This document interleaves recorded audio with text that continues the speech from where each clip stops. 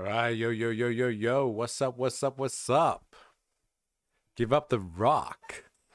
Um, all right, we've already got chat going on. I haven't even started yet. This is gonna be a good day. The thumbnail is great. Oh my fucking god. Yeah, where did you get that, MysterE? Well, I mean the thumbnail pic. That's intense. It is intense, okay? It's crazy intense. So I got that, would you believe, from an image generator. So it's basically just AI, let's be honest. I can't take full credit for that. I wish my artistic skills were that well rounded, but they're not. I just gave AI a good prompt. I use Adobe Express, if you're wondering. Um, and the way to get the best prompts as well for your old image generator is, yeah, I'm diving into your territory.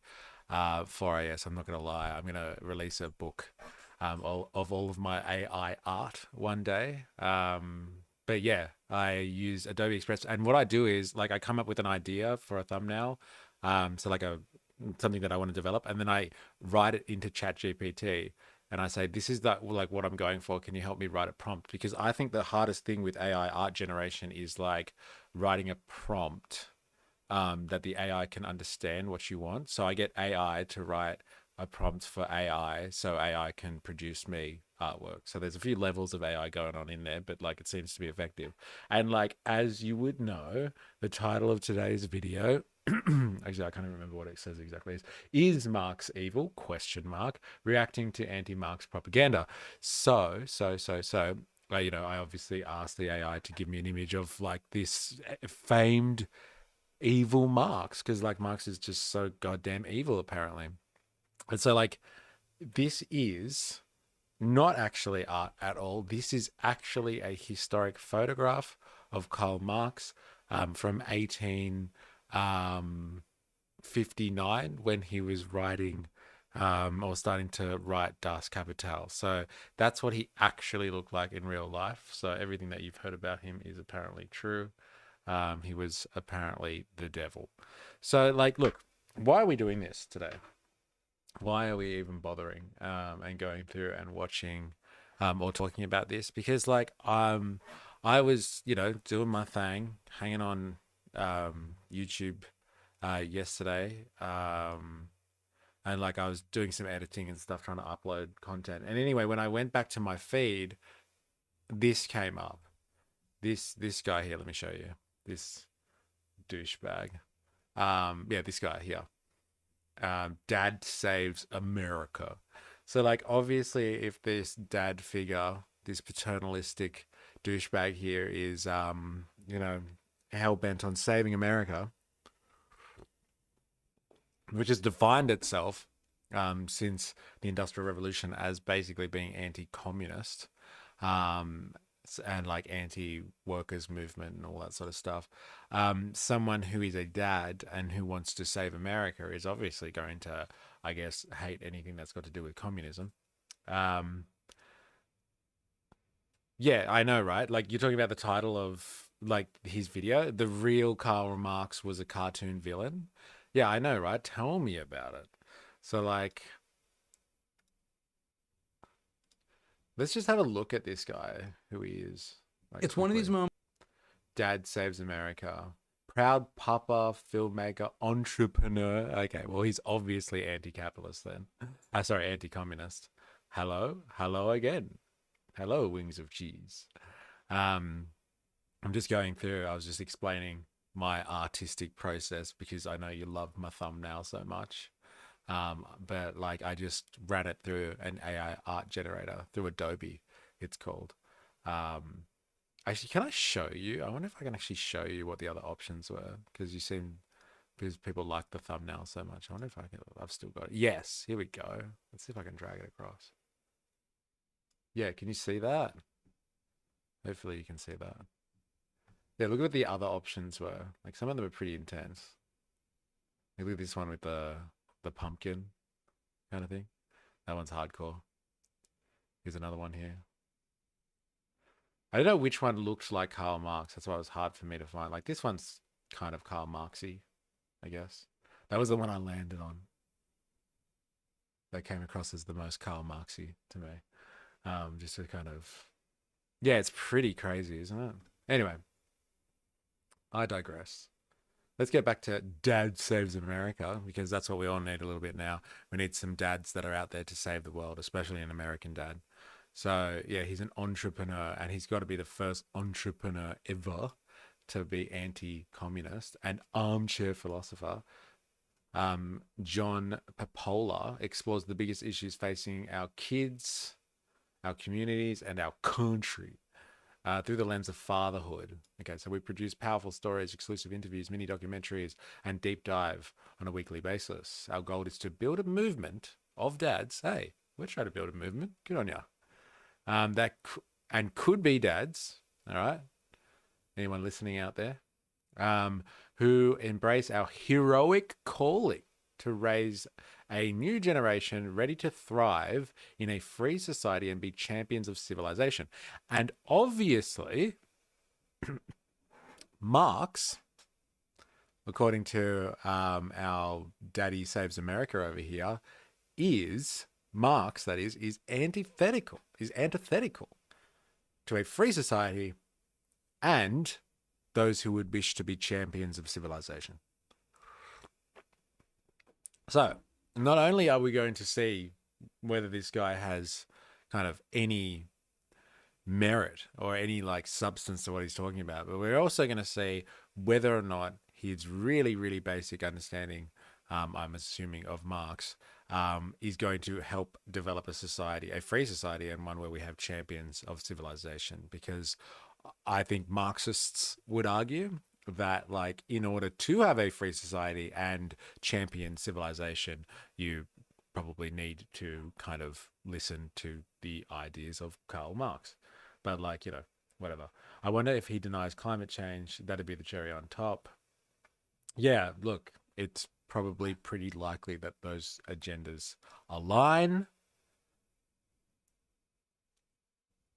The truth of the thread, RFK and Jesus, is liberty worth saving? I ask the hard questions so you don't have to.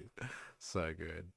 Elite sacrificed LA. Hitler's 3am brainstorm. So like we're happy to talk about like how Hitler brainstormed, but like Karl Marx is the evil one. Okay, fair enough. California communism. Dun, dun, dun. Look, actually, you know what? I'm excited about this. This is going to be fun. All right, so let's see what Dad Saves America has It's one of these moments about where you evil Karl Marx, right? Let's do that. Sorry, cartoon villain Karl Marx. And then we might go on to see, like, talk about like the general kind of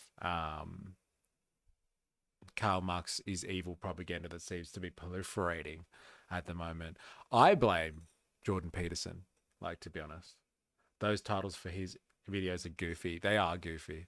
But, like, he's such a YouTuber, right? Like, everything's on theme. Like, the yellow and the white theme is, like, everywhere. His face with, like, the thinky part going on. Yeah, such a YouTuber. Racist pug gets owner arrested. So good. Oh, my God. Wow. Is political correctness gone crazy? What about wokeism on steroids? Racist pug. Beware, iPad kids. Yeah, this is interesting. New atheism failed. Picture of guillotine. So good. All right, let's do it. Let's see what this guy has to say for himself. I have high hopes of being entertained. Brutal racist, maybe rapist, deadbeat dad. Did he just say he was a rapist? Wow. Most important philosopher of the 20th century. Hi there, friends, fans, and foes of Dad Saves America. John Papola here, and I thought I'd take this Friday's video to talk about, frankly, one of my favorite subjects, why Karl Marx should be canceled. The reason... Well, you know it's going to be objective, right? When one of his favorite subjects, and this is a dad, okay? Like, this is someone who is championing the youth of America. Like, his favorite subject is hating on Karl Marx. The reason I'm bringing this up is, in some ways, kind of obvious. We have an epidemic of Marxist sympathy. It's so wild looking at how diluted and brain dead the political debate is in America.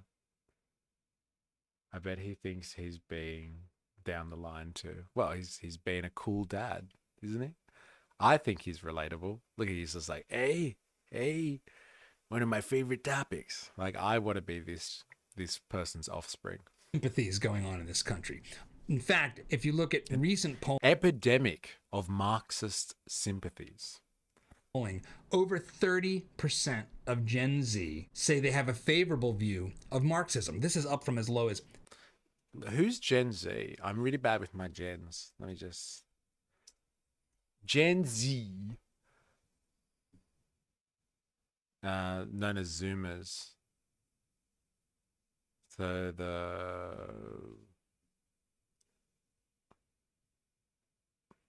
they're born 97 to 2012. 97 to 2012. Okay, got it. 6% back and say they have a favorable view.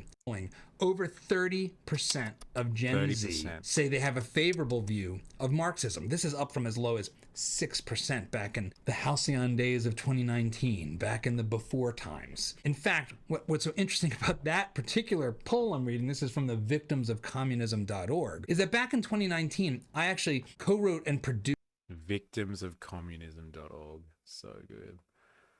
What an objective website that is, I'm sure. I want to shave the hair on his head and make him look like Peter Dutton. Actually, he does have a similar look there, doesn't he? He's got way too many eyebrow hairs for Peter Dutton. But yeah, I know what you are saying. My God.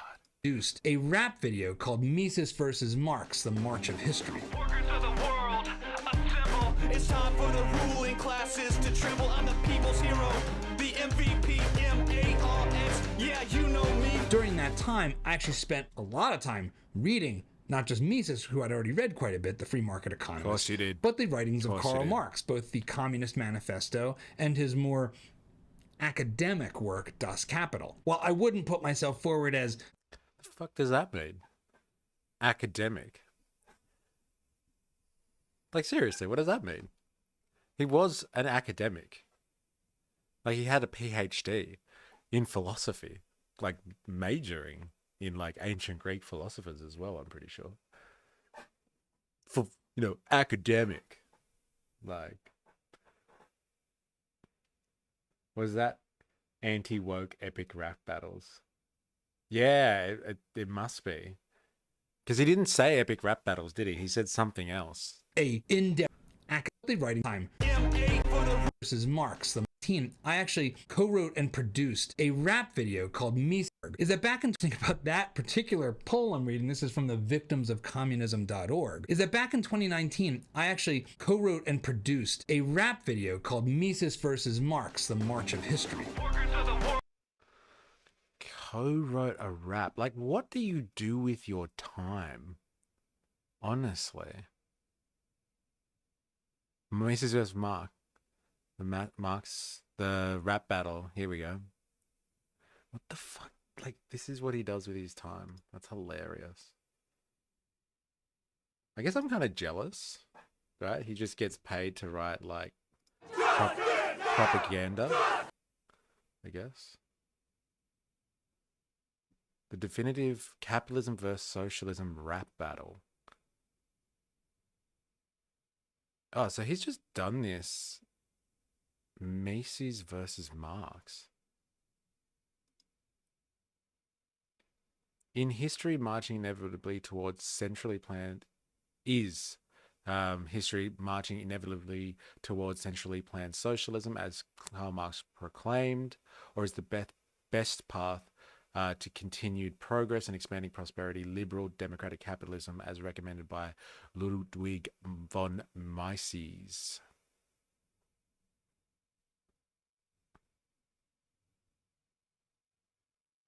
Wow. So it's not like a rap battle, epic rap battle of history. It's just part of a piece of content. That's interesting. Wow, the propaganda machine this is mental. This is mental. He just writes rap for people. That's crazy. So what are we at? Where are we at?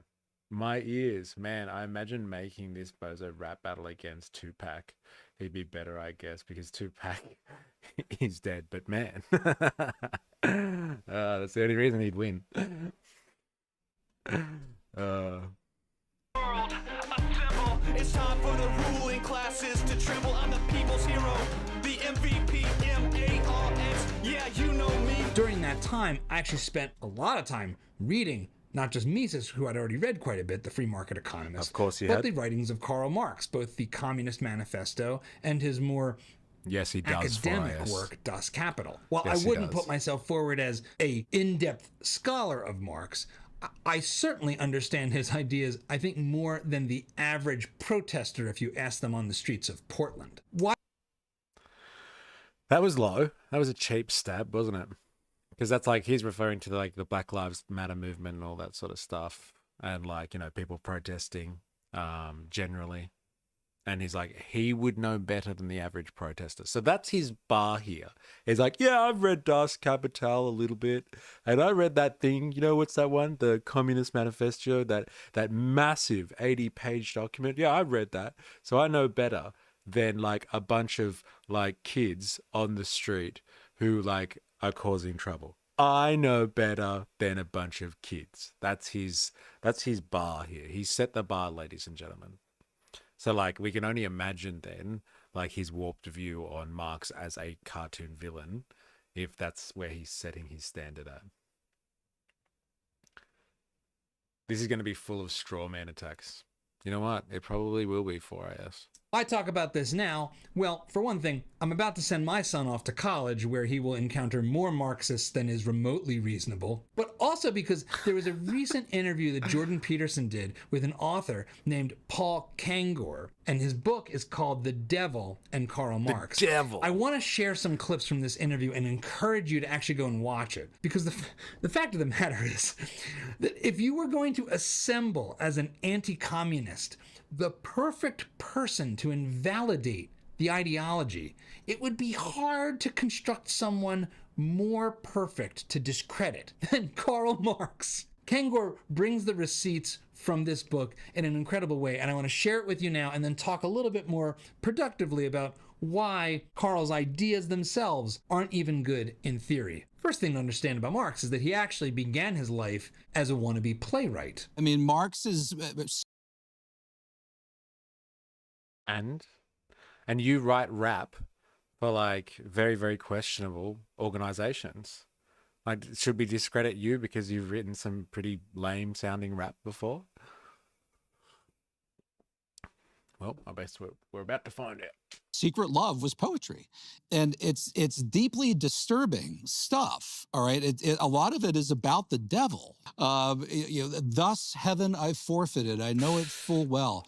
My heart, once true to God, is chosen for hell. That's his poetry from an early age. And by the way, he had a favorite line from Mephistopheles, which was, in fact, they said this was Marx's favorite quote. Everything that exists Yes, that's deserves the to line. perish. Exactly. That's exactly the Everything line. Everything that exists must perish. That's his favorite line from I think it was deserves to perish, but whatever. Faust's Mephistopheles. That in and of itself is not damning. What's more damning is that obsession with the demonic and with tearing down faith and destroying it truly extends into Marx's personal life and philosophy. How and why exactly did he become an atheist? What happened? Can we just take a moment? And like, I've done this already, okay? I have actually done a reaction video to this one, this particular video that this guy's reacting to, which is like an interview between this Paul Kangor guy and Jordan Peterson about like why Karl Marx is evil and all this sort of stuff. So like, I've done a separate one on that actual video. If you want to watch it, I'll put a link in later. But like, let's just take stock here. They are talking about a man, not a 60-year-old Karl Marx or something like that. They're talking about like a 20-year-old Karl Marx. Now, I remember when I was like in my early 20s or in my late teens and stuff like that, and I was following some very, very questionable literature and material and media and all that sort of stuff, watching questionable shows, digesting questionable ideas and all that sort of stuff, and like, you know, reflecting on them and like, you know, making them part of my personality and all that sort of stuff. So let's just acknowledge here that they're drawing a correlation because Marx's favorite story was one about like where the devil appears to someone and gives him a bargain and all that sort of stuff, and then like his, I don't know, early poetry like references the devil. We're talking about a young person here who is referencing some rebellious stuff as their anchor point as to why this person is fundamentally evil. He's got to be the first young person in the history of humanity to ever do anything rebellious and like satanic or something like that.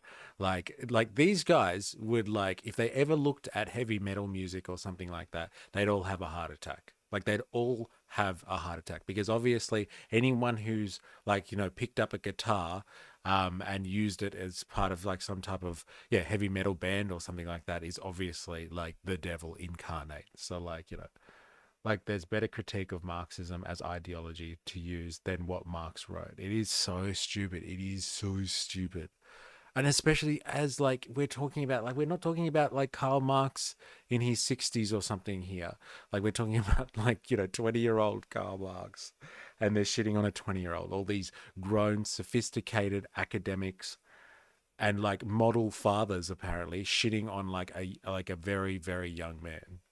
Happened between those teenage years and college years that really flipped him. The best that I can determine, he came under the influence of a professor in college named Dr. Bruno Bauer, but he and Marx became very tight, very close. And he and Marx pulled a couple stunts. In one case, they went to a nearby village on for Palm Sunday and rode in on donkeys together, kind of mocking the entrance of Christ into Jerusalem. The devil hates to be mocked. What's that expression? What is that? Like, see, they rode into town on a donkey and were like disrespectful to like Christianity or something like that. Like, what is that? Like, I thought we were past this. Like, I thought, like, you know, after Monty Python did, you know, The Life of Brian and stuff like that, like all, you know, everything was off. Like in terms of like having like making fun of Christianity and Jesus. I thought like they kind of made all that sort of stuff funny and acceptable. And like Marx was doing that like what, 150 years before they were, and it's not okay. It's not okay.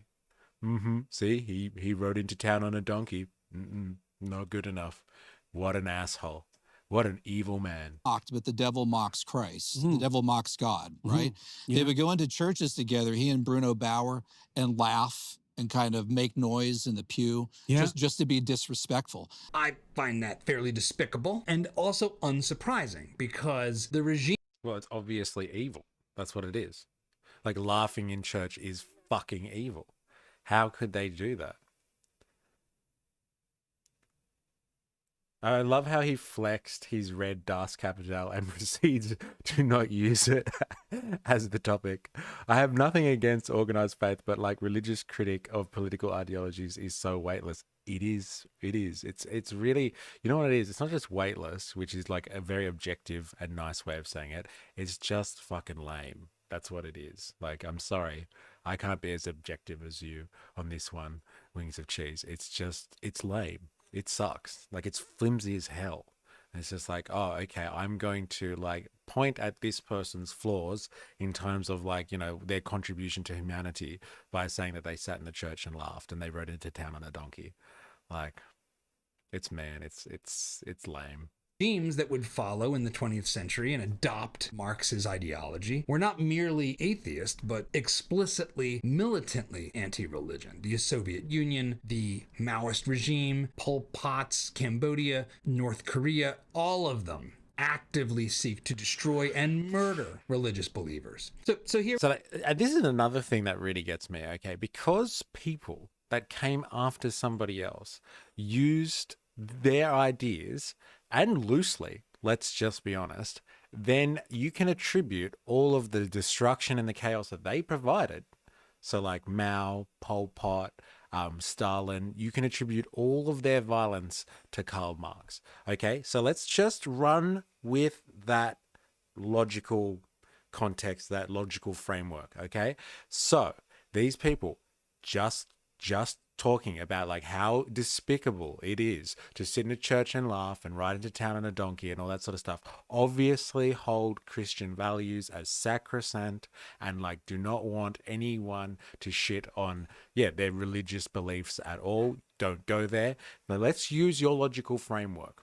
How many people have died because Christian fundamentalists have taken the words of Jesus from the scriptures out of context and used that to decide to go and kill people of another religion, or like bomb like clinics or places where like people were going to get abortions or something like that? How many people have killed others in the name of Christianity and Jesus Christ, and like use Jesus or his words or something like that to justify their violence? And like, are these same people turning around and saying, well, you know what, if you think about it, Christ is actually evil because like all of these people killed in Christ's name? Like, you probably wouldn't be able to really go throughout history and put an actual number to how many people have died in the name of Christ at somebody else's hands, somebody who was probably truly evil.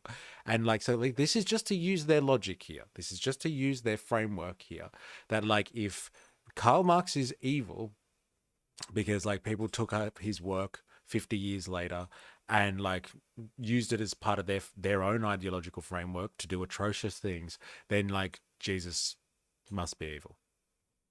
There's no other way to use the logic that they're applying to this situation. There really is no other way. Like, I wish I could think of another way to apply the way that they have construed this one. I would love to, but like, I just don't know how else to do it. Here we have a young Karl Marx, now not the playwright, but the student, trotting around mocking believers. In some ways, it just keeps getting worse from there. There's a letter that I think is worth hearing. So his father writes to him, March 2nd, 1837, to his, at this point, 18-year-old son. And since that heart, Karl, is obviously animated and governed by a demon, not granted to all men, is that demon heavenly or Faustian? Will you ever, and that is not the least painful doubt of my heart, will you ever be capable of truly human domestic happiness? I hear that and think this is someone who's on the verge to being a Columbine shooter. Even if you don't believe in a transcendental world, in God, or... Look, slow down. He asked whether the demon was heavenly or Faustian. Can we just acknowledge that, like, this person, Karl Marx's father, is not the first father in the history of mankind, or parent in the history of mankind, to think or describe their own children because they don't like their behavior or they don't like what they're doing as being possessed by demons, especially at a time where religious kind of phrases were common use. We might not talk like that. We might just say, hey, son, you've got some fucking issues. You've got some fucking problems. Sort yourself out before I slap you over the head or something like that. Like, this is a different time. Language, very, very poetic, different ways of speaking. No acknowledgement of that. He's asking you, you seem to be, you have something in you. Is it good or is it bad? Time will tell, son. Time will tell. And like, it's just completely like... yeah, it's actually wonderful to see the gymnastics that they're doing. I'm struggling to describe it. It's so detached from reality. Or in heaven or hell or Satan. If you have any notion that there's such thing as human goodness or human evil, Karl was playing in the world of the evil, and his ideas played out that way in history. Before I get to his idea, there's a couple other things you gotta know. Let's start with some of the stuff that these days should have gotten him canceled like that. People should know Marx's views on race, especially toward black people. Here we go. Here we go. His daughter was married to a guy named Paul Lafargue, who was, I guess, partly Cuban to some degree. And Marx and Engels are sitting there trying to figure out in a letter, deducing with scientific accuracy how much N-word blood is in his veins. Is it 1/8? Is it 1/12? This particular thing, this how much blood do you have of what race? That's straight out of the progressive era eugenicists and frankly, Margaret Sanger and the abortion movement. I mean, this is the same stuff. The eugenicists are part of the same fundamental philosophy and thread that Karl Marx laid out. This belief that you can straighten the crooked arrow of man and that you could do it by breeding a better man, both genetically and philosophically, that we create the... You know what they won't talk about it? Because I've seen them talk about this on the original video as well. What they won't talk about is what context he was speaking about this in. Like, they don't say, like, he was figuring out how much of whatever race is in, like, their children or whatever to try and say that, like, this is a good or a bad thing. They're just, like, sitting down and figuring out the numbers. Like, have you not, if you had read any of Karl Marx's and like Engels' work separately, who were both into anthropology and things like that, and like all the rage at their time was like evolutionary theory, like this was the cutting edge of science, like figuring out like how organisms come together and like what their genetic material does, like they were massive into like the theory of evolution, and they like basically were working with the ideas of Darwin.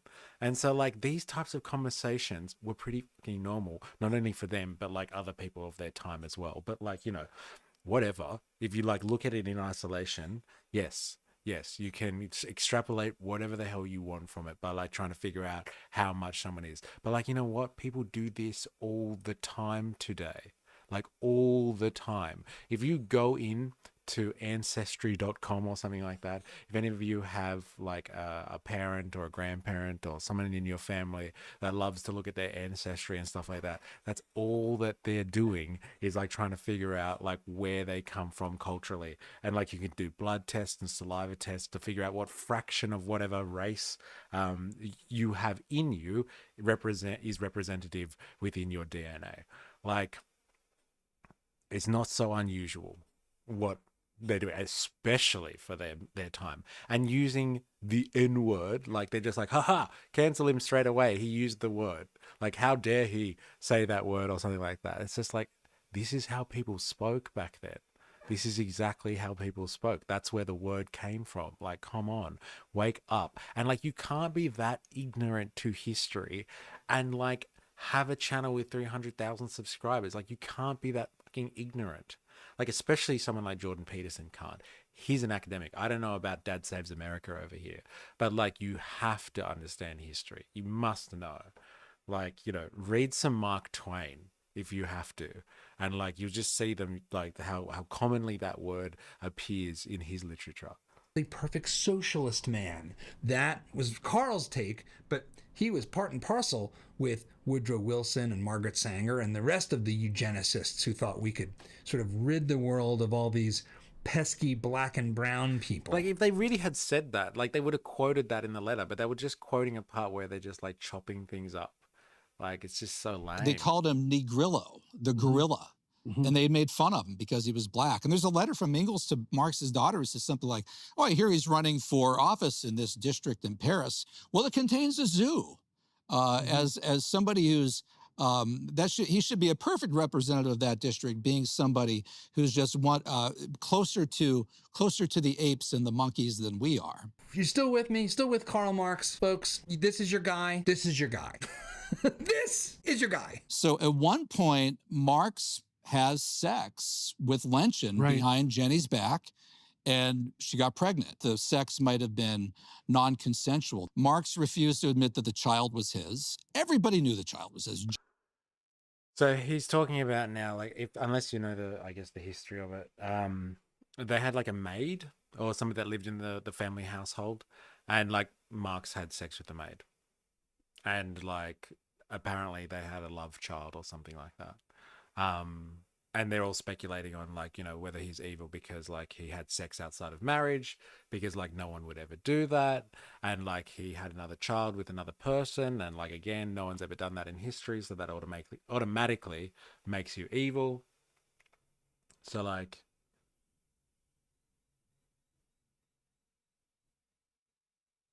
oh, I've missed a lot of comments. No, he's not even using Marx's arguments from his prime. Where's the critiques of the Grundrisse, Das Kapital, the Communist Manifesto? He doesn't have anything, and he can't admit it because they saw them as responsible for the pestilence. That's why they're like, oh, you're calling him evil, you're evil. But saying something is exploitative, like multinational employer to its employee, is a fact, not normative.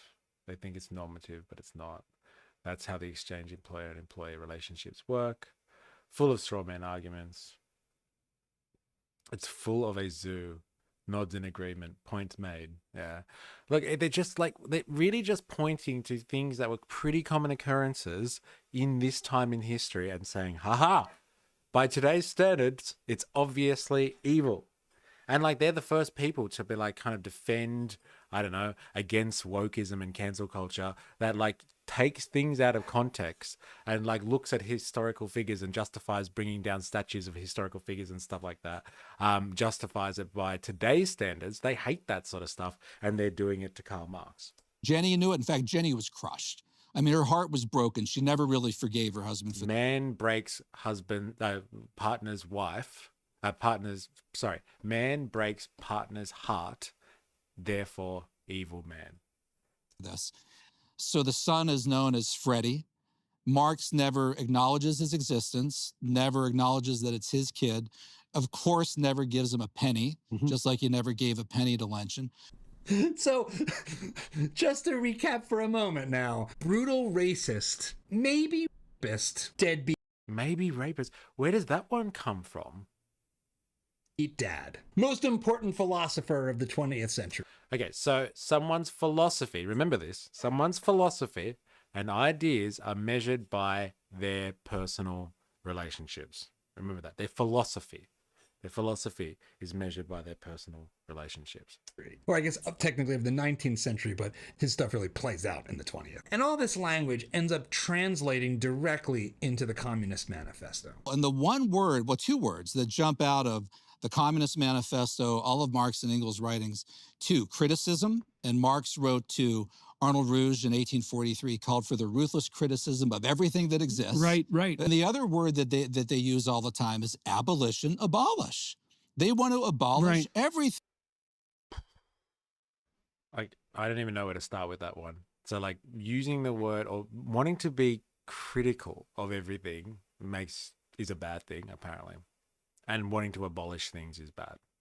I think this is what makes this moment right now so tenuous, so scary. When you see brokenness in the world, it is very tempting to want to burn it all to the ground. You see this impulse on the left and on the right. You see it in every human heart. A desire to reboot the computer, which would be maybe the best way you could think of it. Oh, if we just reboot, it can. And why do you reboot a computer? Like, honestly, why do you reboot a computer, you fucking idiot?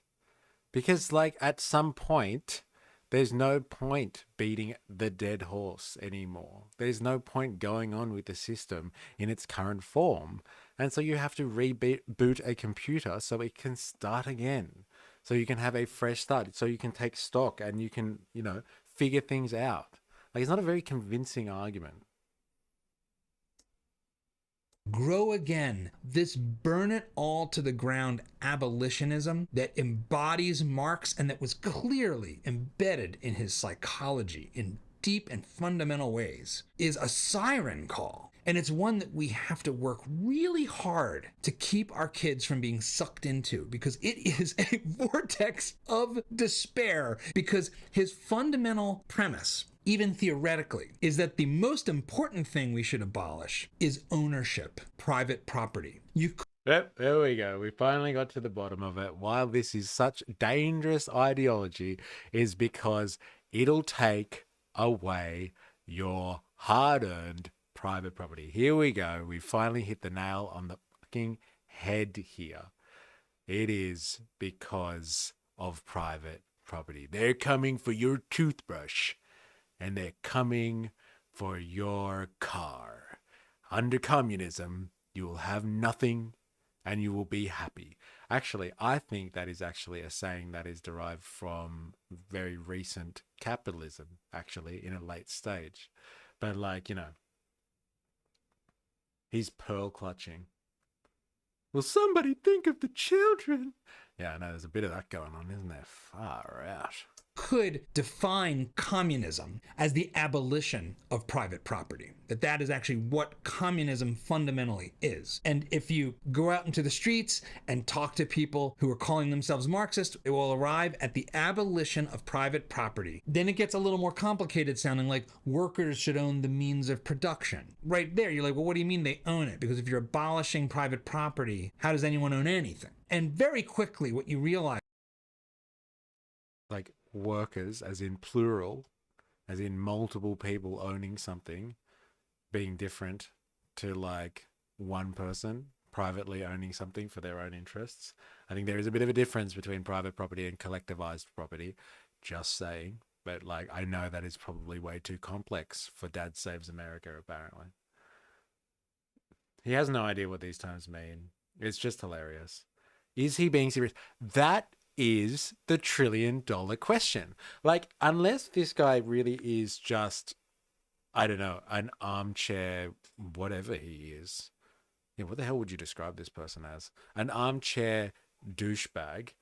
Like, is he really being serious? Like, is he actually being serious? You can't be that ignorant of like the historical context of all of this stuff and like be asking the serious questions like he is, like the way that he's asking these serious questions. when you spend time with Marx, as I have, is that the incoherencies just mount on top of each other. At the center of his thinking that survives, even in those who haven't read him directly, is two basic concepts. Private property should be abolished. What's the next one? Come on. What's the next one? We're going to call it. We're going to call it. And classes? Classes should be abolished? Hey, let's see. Go on, anyone? Anyone? I'll give you some time in the chat. Let's put some money on it. I'm going to say classes. The class is going to be abolished. All right. All right, let's see. Let's see what he says. And thus everything should be owned by everyone. And that the world is best understood as a class struggle between oppressors, victimizers, and the exploited, the oppressed. Victimizers. See? Like when, you know, lefties use these terms, they have oppressed, oppressor, and oppressed.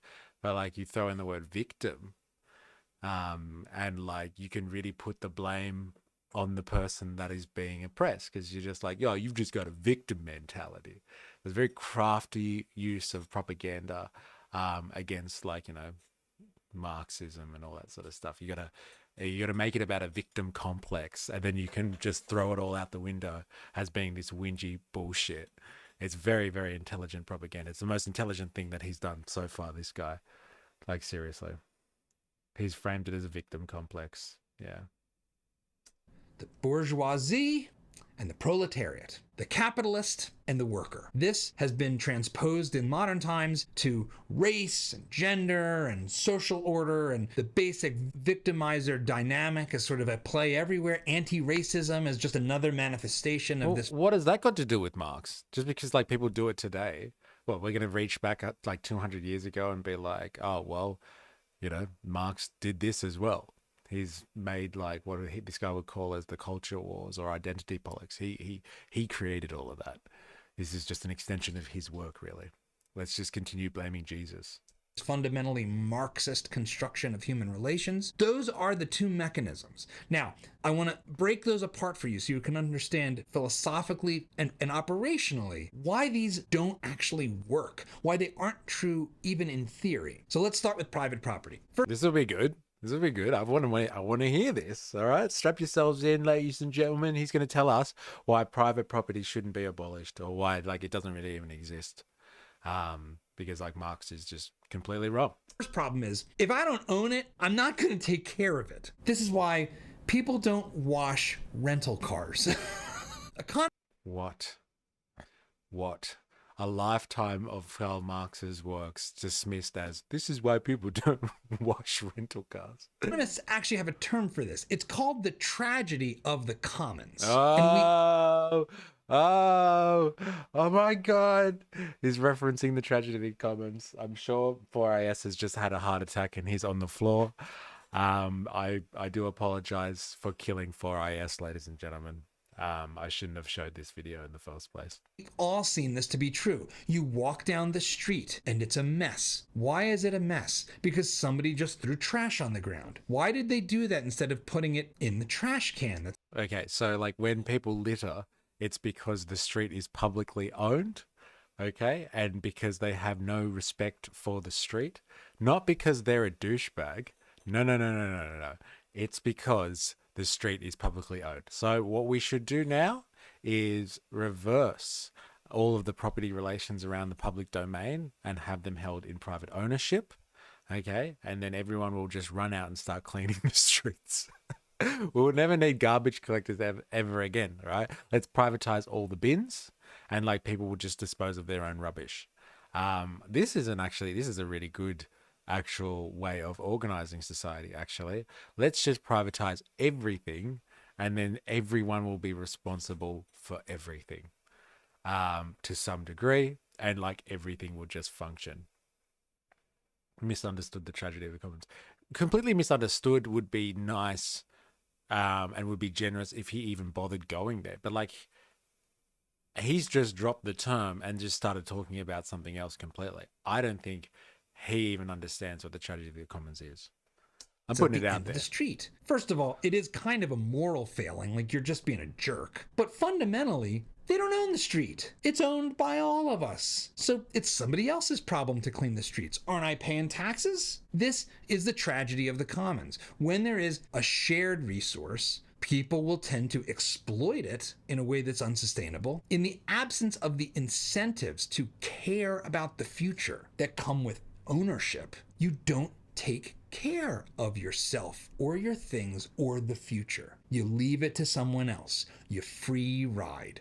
You know, we call this channel Dad Saves America, and it's because I think that fundamentally America has a lot of good things going for it, especially in its founding principles. But one of the most interesting things about American history is that the quintessential American holiday, Thanksgiving, is actually a celebration of early Americans' triumphs over socialism. Let me quickly recap the origin. Fuck, this will be good.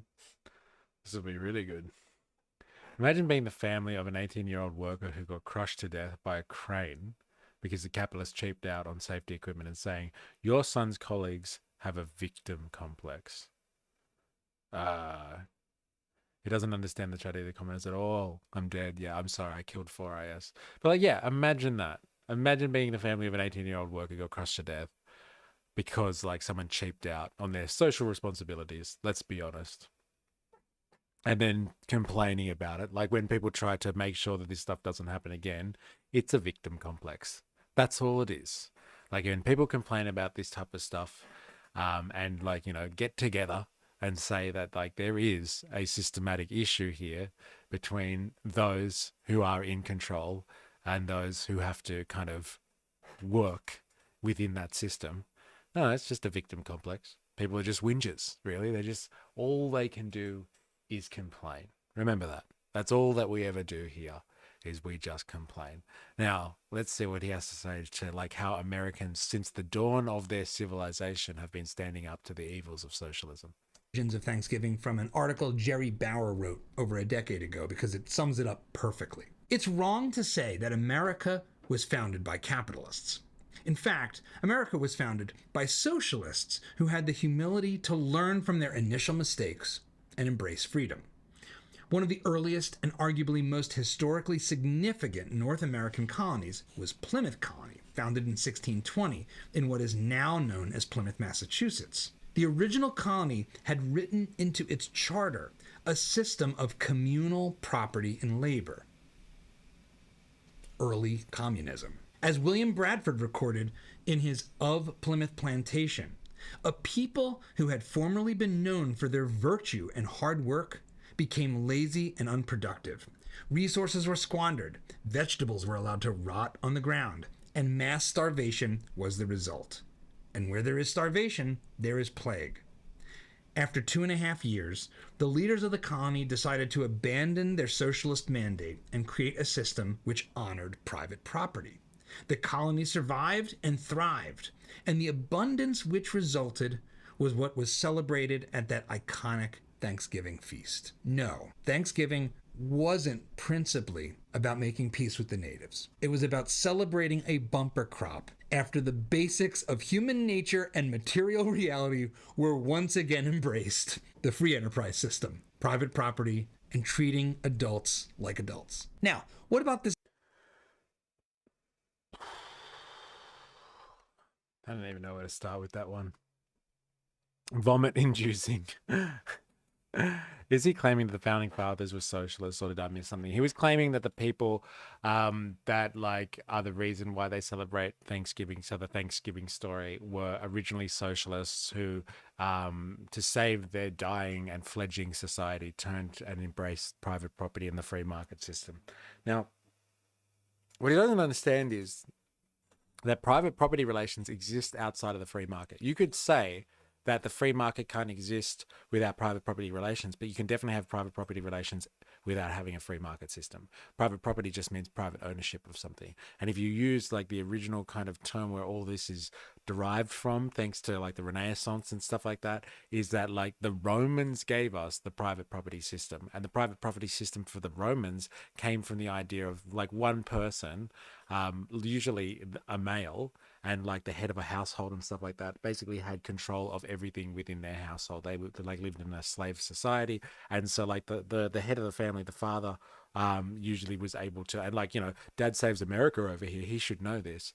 Like basically the father decided who would live and die within that household. So like they had private property rights over everybody that existed under their dominion. So like the slaves, their children, their partner, all of that sort of stuff. And that's where private property relations actually come from. It comes from Roman law and Roman statute. And like the real like way that it's written down in Roman law is that private property is this idea that you can own property to the exclusion of everybody else, to all others. So basically the idea of private property comes down to this: you can own something as an individual, and the way you define your ownership of something is that like is against every other person in the human race. So like you own something privately because you exclude every other possible person from owning that thing. So that's how you define private property. And like private property in some extent and to some degree,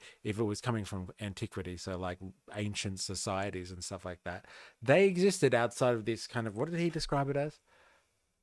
Human nature and material reality were once again embraced: the free enterprise system. The free enterprise system. So like he's making it sound like private property and the free enterprise system like basically saved America, but the two are different things. And like what he's talking about is like, I don't know if he hasn't really explained it properly, but like private property allows you, private property coupled with the free enterprise system saved America from like these evil communal kind of vibes, which is really funny because like he's trying to make out like we had socialism back in the day, and like we went away from that, and like we're here now. So socialism was actually around before, and like we've moved away from that, so we should like learn a lesson from this. But like basically what he's talking about, which is basically what happened in all pre-capitalist societies, like especially ones that developed out of like medieval Europe and stuff like that, there were common grounds. And like when people like farmers lived together in villages and communities, they kind of worked on common or communal lands and things like that. There were certain areas that weren't fenced off as private property. And so like, you know, like forests and like streams and rivers and like, you know, certain grazing lands and stuff like that, they were held as common grounds, like communal property. It wasn't socialism. Okay. It wasn't the workers owning the means of production. It wasn't communism in the sense that like everybody just did whatever the fuck they felt like because they contributed and they took whatever they needed because society was, you know, reached a level of abundance and all that sort of stuff. No, like they had common property. So like he's really, really bastardizing this story that like, yes, okay, capitalism developed out of like some people having access to communal lands, and then all of a sudden that was fenced off at one point and became private property. Like, it's a really, really crude way of telling that story and labeling it socialism just because people had communal property when they lived as like peasants or like villagers and stuff like that is really, really like, you know, warping the story.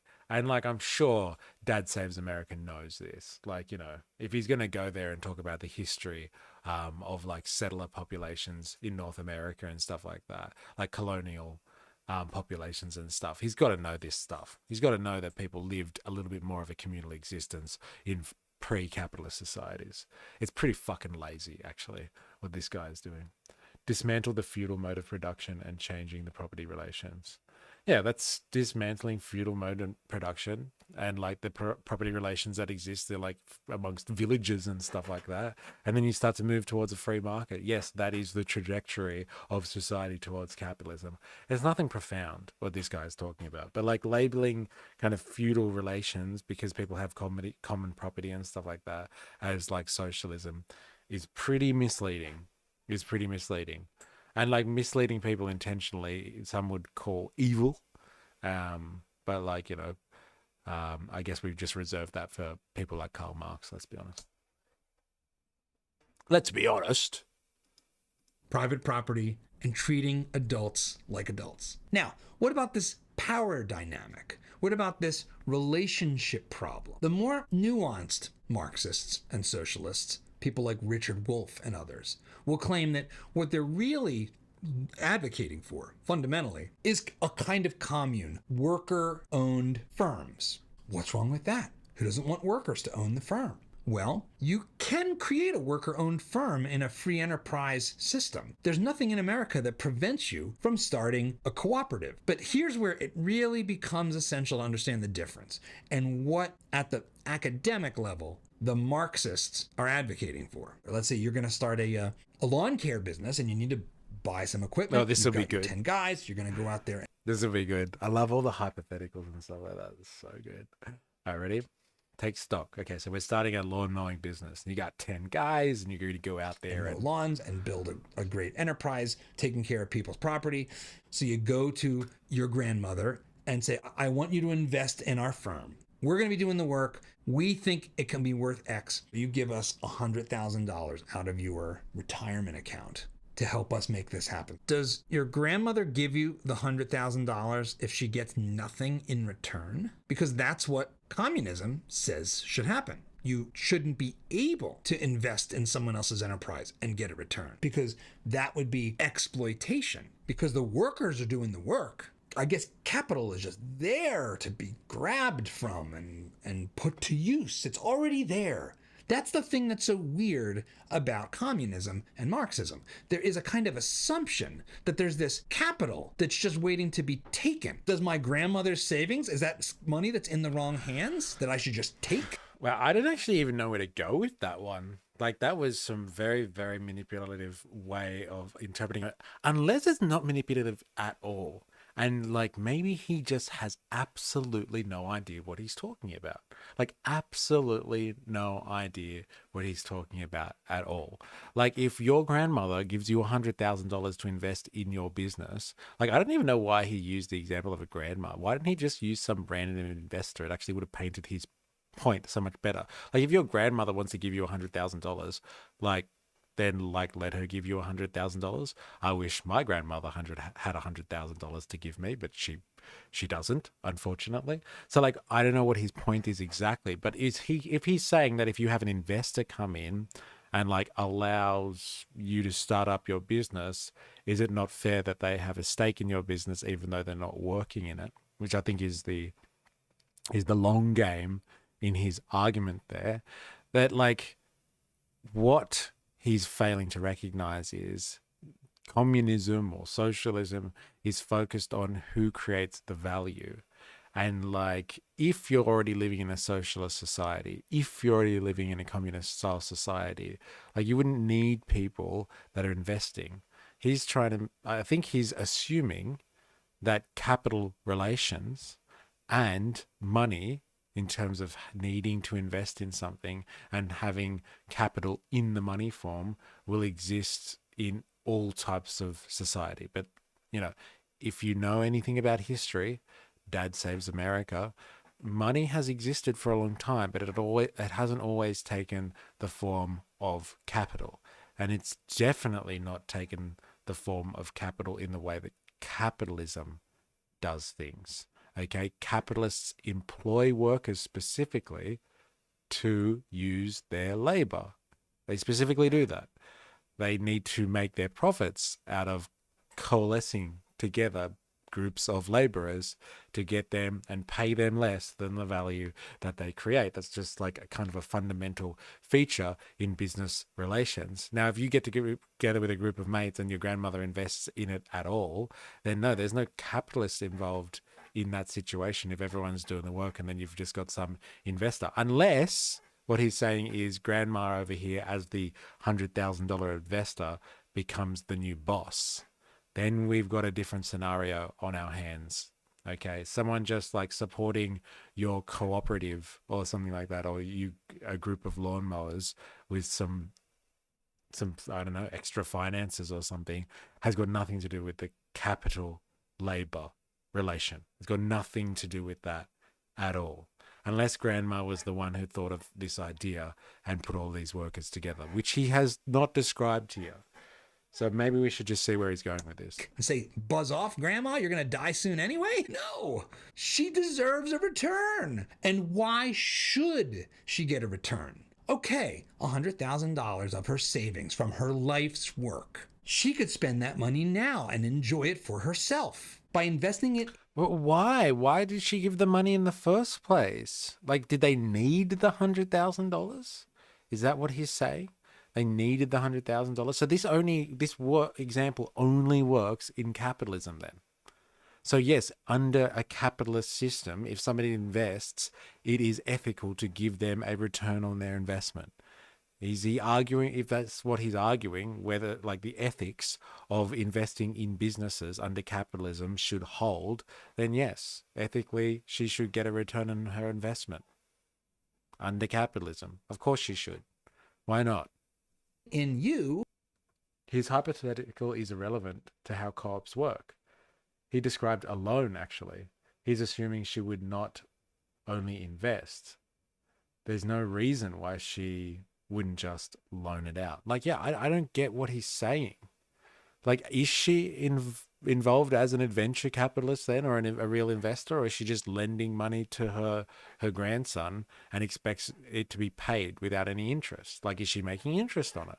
Like, is this a financial and entrepreneurial endeavor for her, or is she just trying to be a good grandma?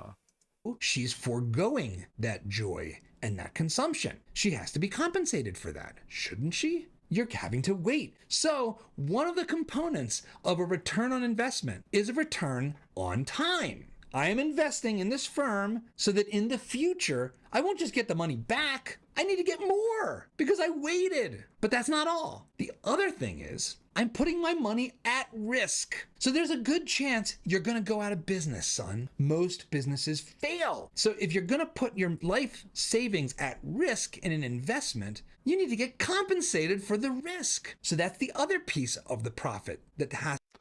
But like, this is working under a capitalist system. If you're trying to critique socialism by explaining how capitalism works, that's not really a critique of socialism at all. To be accounted for. I'm putting my money at risk. It's not exploitation of surplus value. It's a return on risks that have been taken. And what this guy has no idea what he's talking about. Like, someone investing in a business and not being the person that puts labor into motion has nothing to do with exploitation. Okay, now it's becoming very clear this guy has absolutely no idea what he's talking about at all. Basically, yes, 4S. He's describing socialism through capitalism. Communism and Marx want to do is say, no, that's immoral. You can't do it. And the relationship between the capitalist and the worker is a lot more complex than delusional old Karl Marx thinks. It isn't just, hey, Engels, cut me another check. Sorry about your dead girlfriend. Profit is not necessarily exploitation at all. It is a return on a very vital service, which is investing and taking risks. When you try to abolish property and investment in others, you end up with murder factories. There's a saying from the Soviet Union. You end up with murder factories. Fuck. Like, honestly, where do you go with someone that's that brainwashed? Like, he obviously already thinks that Karl Marx is evil. And, like, you don't need any more fuel on this fire because, like, communism just results in murder factories. Yeah, like, it's unfortunate. Like, this is literally just propaganda.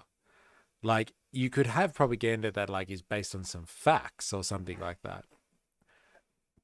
You know, based on, like, a proper critical analysis. But this is just lazy. This really is fucking lazy.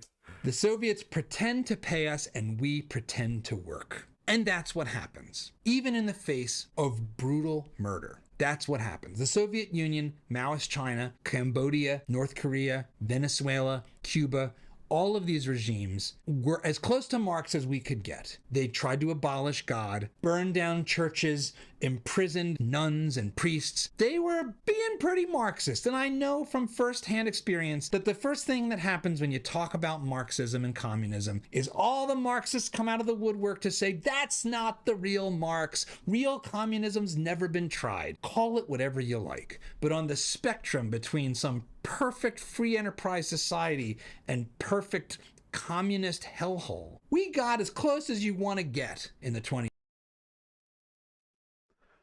Perfect free market and perfect communist hellhole.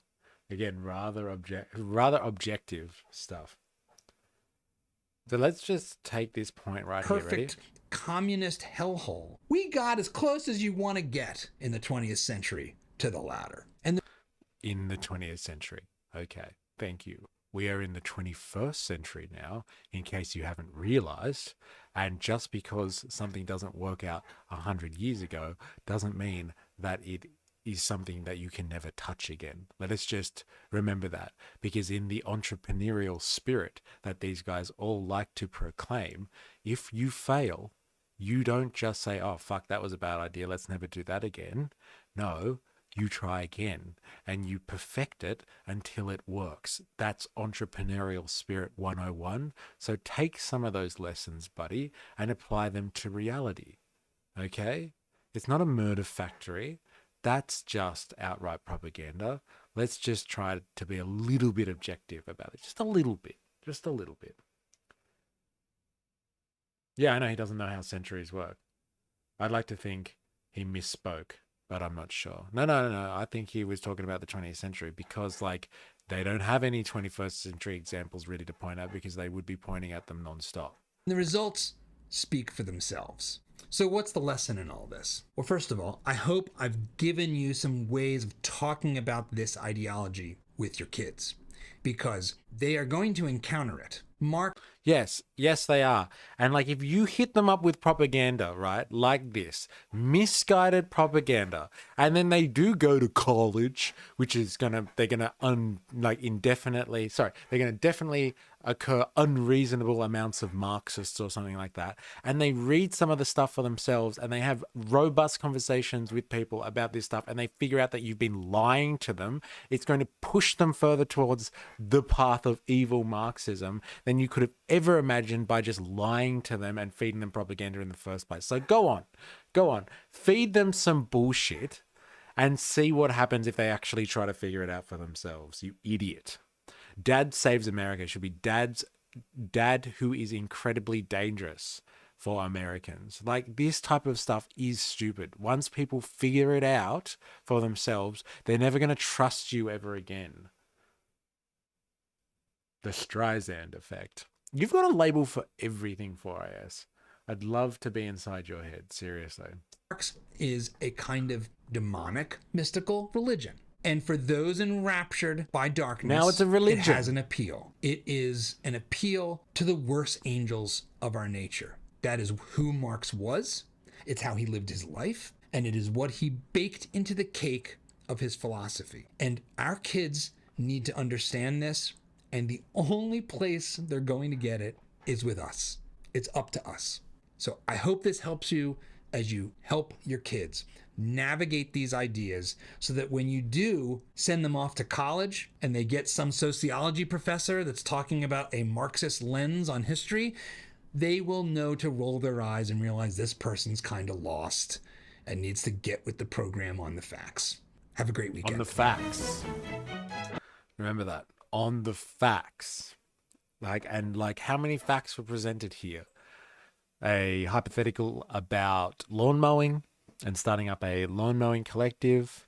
A off the cuff example of how people that predated the capitalists' rise in the American colonies were in fact socialists, not villagers who lived with communal property.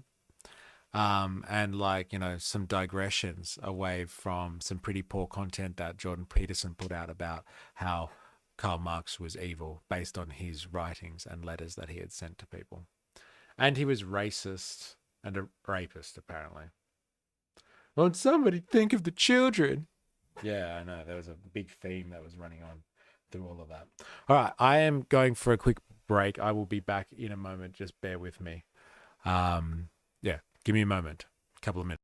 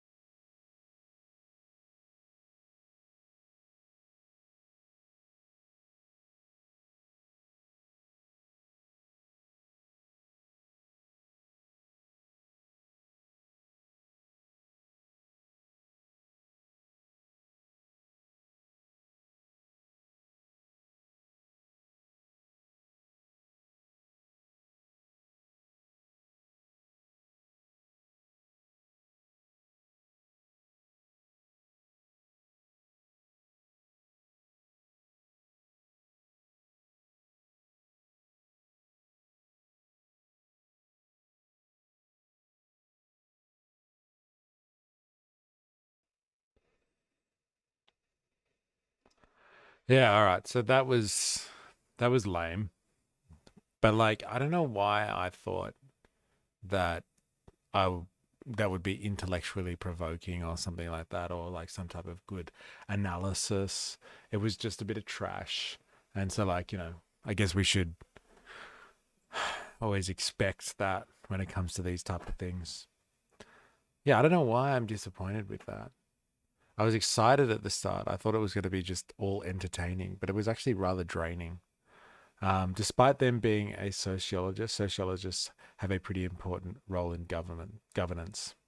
You talk about like what he was talking about at the end, like sending his kids off to college, and like they're going to be like talking to some sociologist or something that's going to be looking at things from a Marxist lens, and like they should be trained to roll their eyes at someone who wants to look at life through a Marxist lens. They should be trained to, as soon as they hear it, roll their eyes. Not think about it. No. We don't want our children thinking. This is Dad Saves America. You know, who's going to lead it? Like, he's going to, what was it? Bring up a world of champions of civilization. Don't think. Just when you hear something that you shouldn't be listening to, roll your eyes. And that's how we're going to make the next round of champions of civilization, by teaching kids to roll their eyes at things that are distasteful, utterly distasteful. Well, that was pretty much like what I wanted to do today, and I'm really disappointed like how it turned out like that. Like I don't know anyone else who really kind of makes Marx out to be like so evil, as apart from this Paul Kango guy and like and Jordan Peterson. But like this is stemming from this this idea out there that there's something called cultural Marxism, which is like kind of, I don't know, this weird trigger word that the right wing uses, thanks to Jordan Peterson, I think. But like, it's something that doesn't really make sense. So I think we should look at that next. My teacher at college wasn't revolutionary by any means, but she at least understood capitalism was based on predation and exploitation. Well, like, it's pretty obvious to most people that there's a level of predation built into the system. And that's why I think people think that communism and Karl Marx are so dangerous, not because they're evil or they produce murder factories or something like that, but because the idea is kind of, what's the word? It will undermine the ethics of the capitalist system by calling into question such a fundamental relation as between, like, boss and employee, worker and capitalist, all that type of fundamental relation, like where people, in this society, most people will have to go out to get a job so the whole system works. And if you call into question that fundamental relationship and say that it's basically a predatory relation, and people are being shortchanged at the end of the day, then like that calls into question the entire society. And like something as seditious as that notion cannot be tolerated and needs to be. And like anyone who are like proponents of that or emblematic of that, like Karl Marx is like literally a cartoon villain. And like, he didn't really talk about why he's such a cartoon villain. I think the thumbnail that I did like really like does so much more work to make Karl Marx into a cartoon villain than what these guys did, like, or this guy did. Like, he basically just said, oh yeah, but like his ideas led to like lots of trouble, but like that doesn't really make him a cartoon villain. It was like he went out there and did all of these atrocious things. Like these are the same people that are like, oh, like he was so lame he never had a job, and like, he like got people pregnant and was a bad father and stuff like that, and at the same time he killed like 100 million people. So like, which one is it? Is he lame and can't be a dad, can't look after himself, or did he go out and single-handedly kill 100 million people? Like, which one is it? Like, you can't be lame and kill that many people. Like, you gotta pick one, because like they just don't correspond with one another at all. The whole society falls on its head when you understand how capitalism functions. Yes, and that's why it's very dangerous, and these people need to be reined in. And like, you do that by like, I don't know, smearing their name. So let's have a look. I want to see if we can find this thing. This cultural Marxism. 6 years ago. I wonder if this is the thing that started us all off. Identity politics ends in blood. Oh my god, it's an hour long. No way.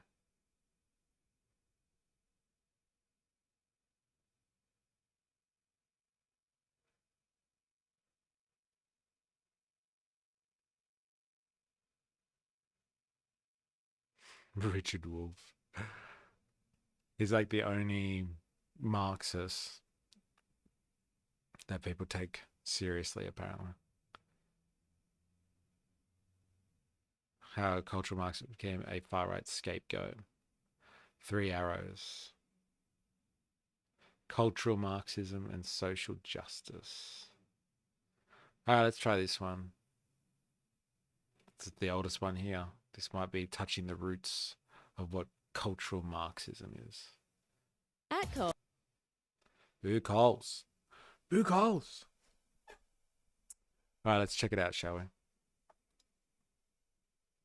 Is one that The term cultural Marxism is one that is used heavily in modern discussions dealing with contemporary social issues as well as issues within the church. So today in our video, we're going to be explaining exactly what cultural Marxism is and what the roots of it are, as well as how we are to evaluate and understand this movement. So to begin, we must look at the foundations of what Marxism is and then discuss how it was appropriated today into what is sometimes known as cultural Marxism. Marxism begins in the 19th century with a man named Karl Marx, of course, with Friedrich Engels. Now, Marx and Engels argued that both sociology and anthropology can best be understood by gaining an understanding of class systems. Now, what they argued is that there is an essential economic divide that happens within capitalism. And people are basically divided into two groups. There is the bourgeois and the proletariat. Now, the bourgeois are those who have the most money, and they control the means of production. The proletariat are the ones who are abused or used by the bourgeois and do not really have a say in what happens within a culture. And it is argued that there is then this class struggle, the ruling class as well as those who are poor, the working class. In this struggle for Marx outlines the basic structure and foundations of society. And for him, all of the other inequalities and issues that happen can essentially boil down to these economic ones. Now, Marx also was a follower of Hegel, a prominent philosopher in the 19th century, who argued that history is in a process of change, and that history is essentially improving. Now, Marx bought into certain aspects of Hegel's philosophy while he rejected others. And so he created his own view of world history, that things were coming to a kind of conclusion, that things were going to improve. There was a kind of synthesis that was going to happen between the antithesis and the thesis, as Hegel described. And for Marx, this would lead to a new form of state that we now know as communism. Come on, get there. Marx argued that it was inevitable within the progress of history out with various communist seen. The results were not all that positive. But this so far describes only Karl Marx himself in a very basic overview and probably inadequate one. But after this, the ideas of Karl Marx shifted and changed, and certain thinkers took his ideas about economics and applied them to other areas of social life. In particular, this was adopted by a school of thought sometimes described as the Frankfurt School, being named after Frankfurt, Germany, where the school was founded. Now, this term, the Frankfurt School, refers primarily to an institution called the Institute for Social Research, founded in 1923 by a number of different thinkers. And this is labeled critical theory. Now, critical theory itself is something that is very hard to define, and when you read the actual books on critical theory, even the authors themselves don't really give a clear definition because it really cannot be defined. But broadly speaking, critical theory is a theory of, supposedly, of all of reality, or at least that is the intention, which is critical. Critical not just of capitalism, but also critical of historic Western thought and the historic Western world. And so critical theory plays itself out in all different areas of thought, including economics, but goes far beyond that to social relations as well as things like art. But what's really important about this whole movement and how it affects us today is this: that with critical theory, the ideas of Karl Marx were developed and expanded to relate to all different areas of thought. Now, while Marx thought that all different social relations were essentially and foundationally based upon economics, critical theory began applying this narrative of an oppressed group and an oppressor group and applying it to various aspects of social life. And the oppressor was no longer seen as just the rich or the bourgeois who controlled the means of production, but it was expanded to speak about issues of race. The whole society falls on its head when you understand capitalism functions. Look up Wisecrack's critique of it. Okay, I might do that next. This is interesting, giving the history, though, of the development of like Marxist thought and stuff like that outside of Marxism, or outside of what Marx would have considered his work. And so, like, we're obviously leading to the development of postmodern thought here. Class and gender. Classically, those are the three that are used the most, though there are many other categories that can be discussed in this way as well. And it's argued that there are those classes which are oppressors. Those people who are oppressors are those who are of the privileged class, the privileged race, as well as the privileged gender. And the oppressed are those who are the underprivileged. And this broader narrative is seen as a way to understand basically all of reality itself, and that's the way that this developed in the culture that we are in today. Now, this was adopted in some ways by Foucault and postmodernism. However, postmodernism actually denies the essential idea of any overarching meta-narrative at all.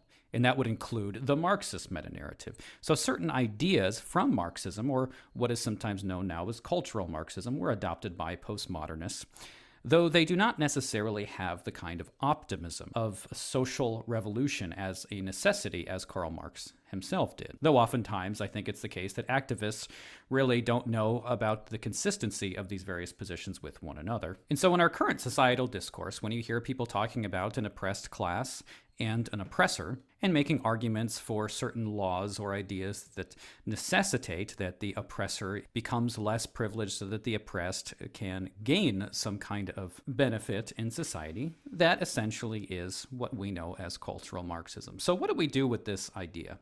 What do we can necessitate that the oppressor becomes less privileged so that the oppressed can gain some kind of benefit in society? That essentially is what we know as cultural Marxism. So like anything that's got to do with an oppressor and oppressed relation, where the oppressor somehow becomes less privileged and then the oppressed gets some wins on the board, is cultural Marxism.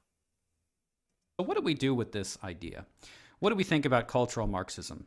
Is this a good thing for society, or is it a bad thing for society? Well, in some sense, the basic ideas of cultural Marxism can only come from a Christian worldview and a Christian perspective. Now, that might seem rather odd, and why would I say that? Karl Marx himself was quite critical of Christianity, as were the Frankfurt School. Well, in the pre-Christian world in the West, there wasn't really any kind of status for victims or the oppressed. If you read the works of Roman or Greek literature, you'll see that there really wasn't a care for the oppressed at all. That's not to say that nobody cared for oppressed groups, but there was no broader understanding in terms of societal structure or morality that would give the victim class any kind of status whatsoever. These values really came through the birth of Christianity. Isn't that interesting? This bald guy looks like Uncle Fester from the Addams Family. That's funny as. Yes, Foucault does have that vibe, doesn't he? Isn't that funny that, like, you know how this guy before that we were listening to, Dad Saves America, was like, and like, you know, Jordan Peterson and all those wankers that like shit on socialism and communism and stuff like that, and just say like, oh, you know, it's just this like really, really poor excuse for a victim complex. Like the idea of victimization and like oppression and stuff like that comes from Christianity itself. Like there wasn't this idea of the oppressed before Christianity gifted that to the world. Isn't that funny? Because like they love Christianity. They love it. They love their Christian virtue. But like Christianity is the bedrock of the victim complex. God, irony is delicious sometimes, isn't it? Like I wish I could, you know, bottle some of this shit up and just like, and drink from it whenever I need to. But like you can only get it in these types of moments, and they are fleeting. It's why I think their moral and immoral claims are so hilarious.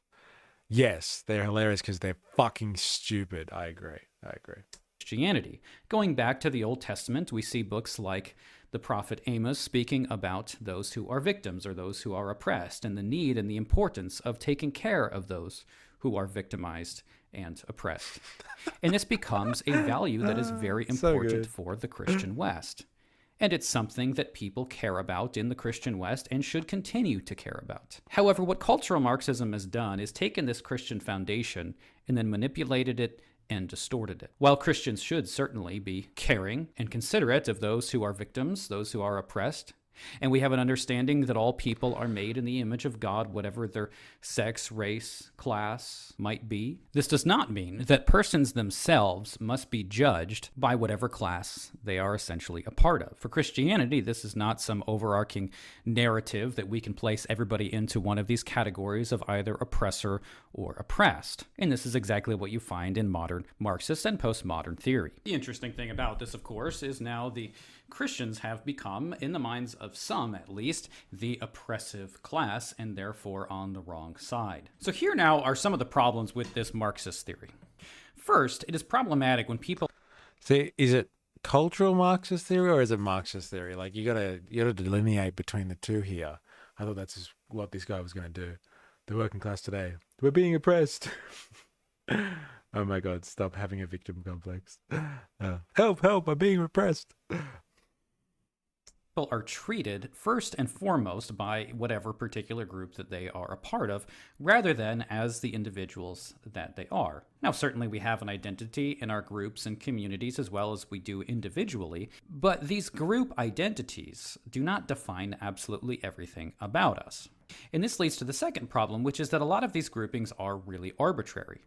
Why is it, for example, that every white person is classified in a particular group because of race, when those white people may be of extremely different economic statuses from very different parts of the world and have completely different life experiences, when there's really nothing that unites them at all other than the fact that they have the same skin color?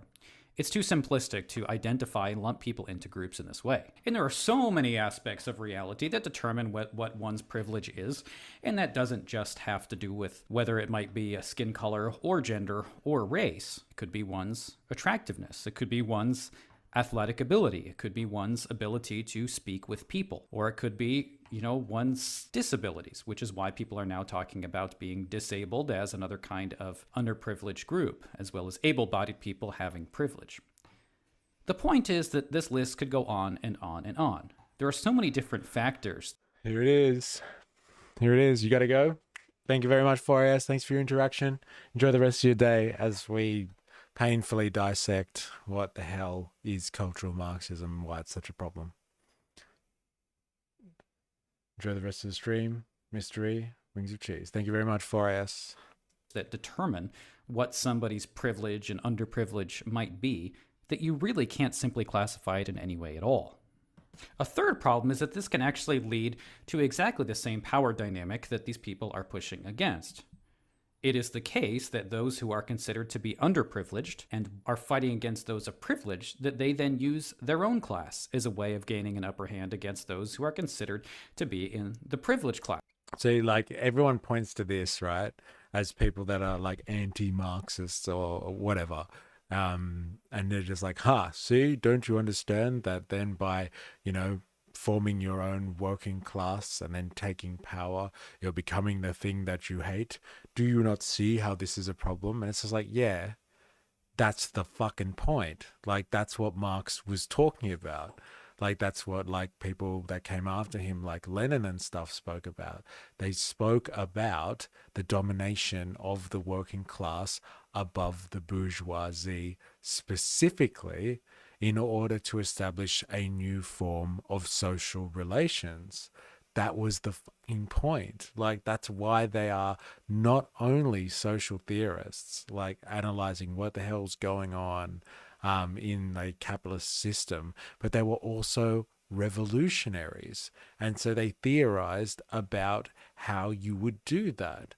And you would do that by ensuring, in this case, and just to borrow their language, is the underprivileged class becomes the privileged class for an extended period of time, in which they will be able to usher in a new mode of production, a new way of living.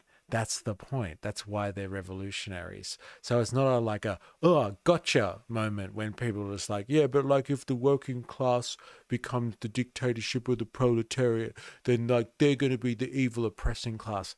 Yes, that's the point.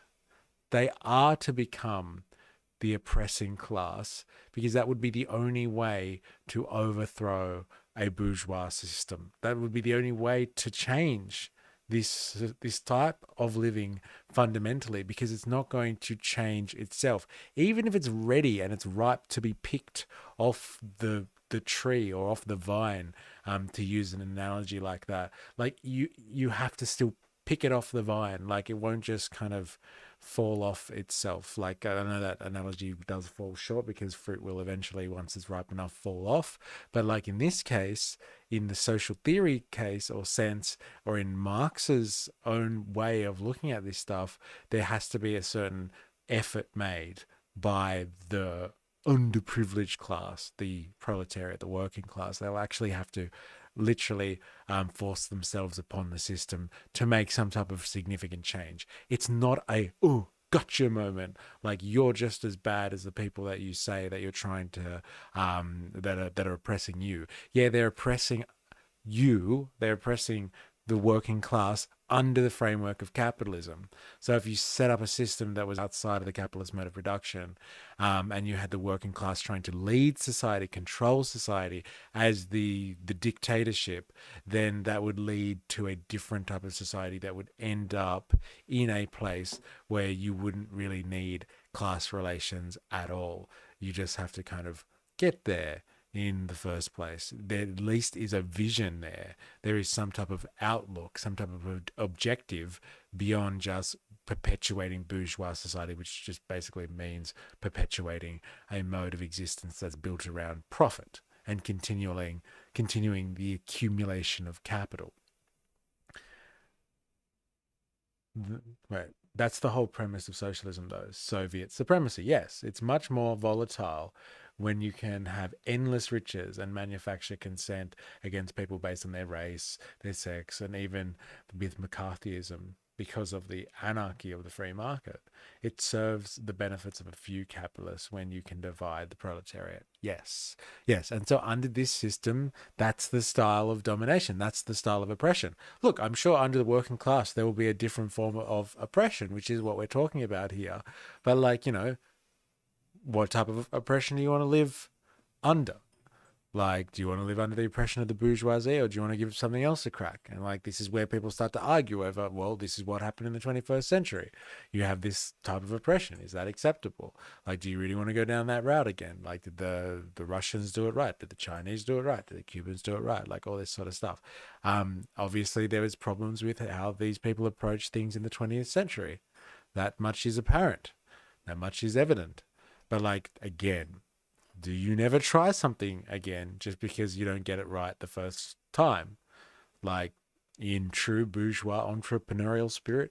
No, that is not the answer. You don't just give up on something because it didn't work once or twice or something like that. You develop it into a system if you believe it is worth doing. You develop that system. So here we are.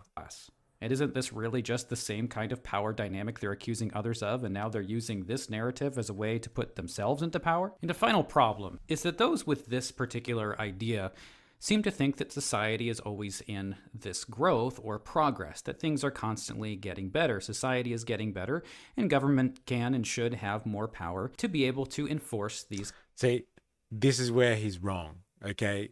He was right up until a certain point that society is getting better. Yes, there's a general understanding that society progresses. And then he's just like, and government should do it.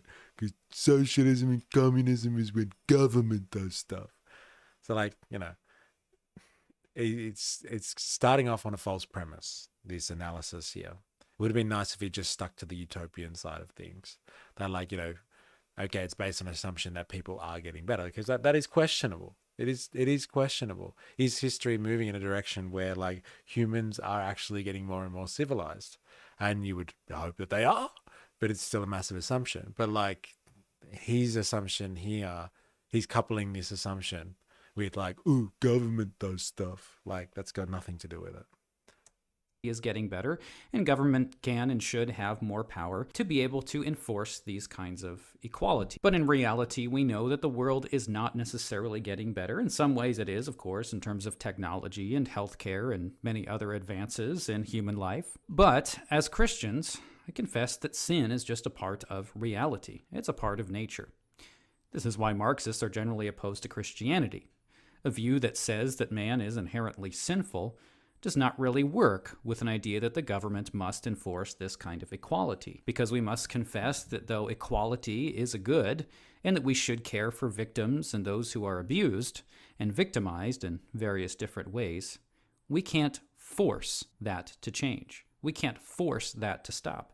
Now, as individuals, we can certainly and should help those who are in need in whatever ways that we can. And we can talk and disagree and debate about various government policies. But the notion that we can bring about some kind of utopian, total egalitarian state is simply false. Well, I know that this is a short video. Here's another like kind of critique of like Marxism and communism, all that sort of stuff. He's like, it's all about creating some like egalitarian utopia where everyone's like just perfectly equal. And like everybody gets the same thing and all that sort of stuff. Like, you don't have to read much of this stuff to know that that is not the case here. It's got nothing to do with making everybody the same and destroying everyone's individual identity and giving them all the same stuff and all that sort of stuff. And yeah, basically destroying any individuality that people have. It's about ensuring that people are not trapped in aimless work and labor. It's about ensuring that people are provided for to an extent where they can be free to make their own choices. And so like that actually gives you the ability to express yourself as an individual to an extent which our current society does not. Like, to a certain degree, we are constrained by the fact that we have to play within the exchange system. We have to do stuff to work within this system somehow. If that is like earning money in order to kind of exist, then we have to spend part of our time doing that. It's part of our mode of production.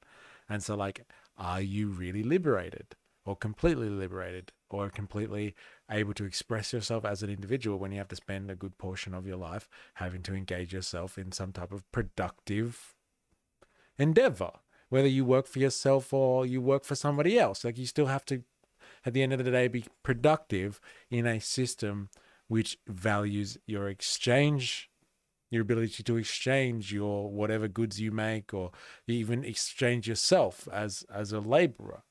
So like, you know, if you could liberate yourself from having to, you know, partake in exchange, then like you would be able to develop yourself as an individual to a certain, or to a higher extent than we can currently do at the moment.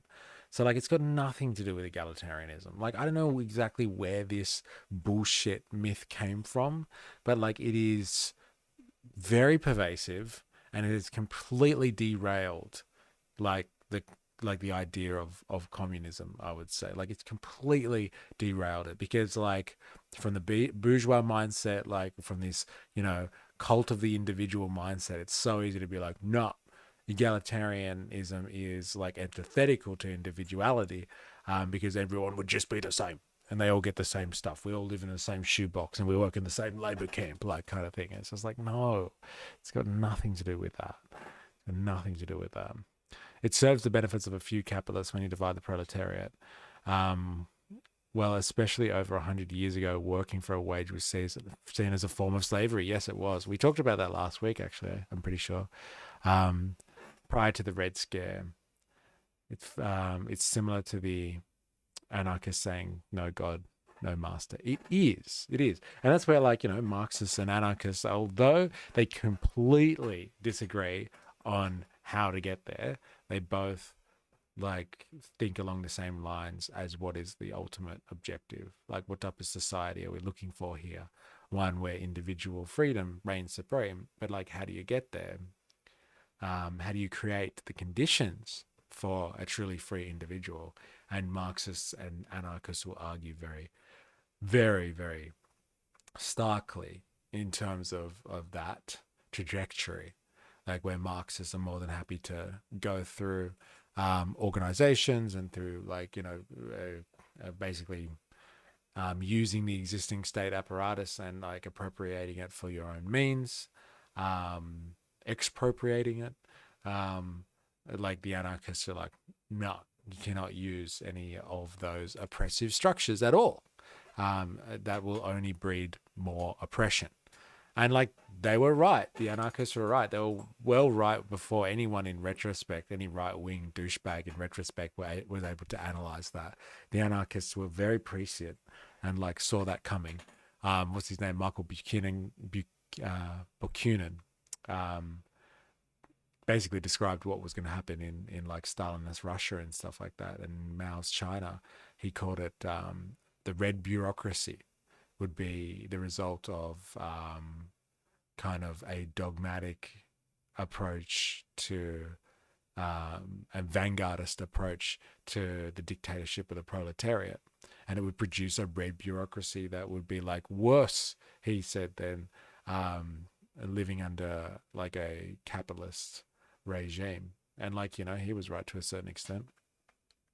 Well, anarchists have great criticism of Marxism because they understand it properly. Yeah, at least they take the time to kind of understand all of this stuff, as opposed to these lazy douchebags like Dad Saves America and like Jordan Peterson and Paul Kroger, or whatever the hell, Krogan, whatever the hell his name is. Lazy bastard. Well, like that kind of explained what cultural Marxism is, like from the standpoint of people that like obviously hate it. Because I like to get their viewpoints, because like that's the, like we can explain for ourselves what cultural Marxism is and try and defend ourselves against this idea of cultural Marxism. But like it's nice hearing it from the horse's mouth, like I find.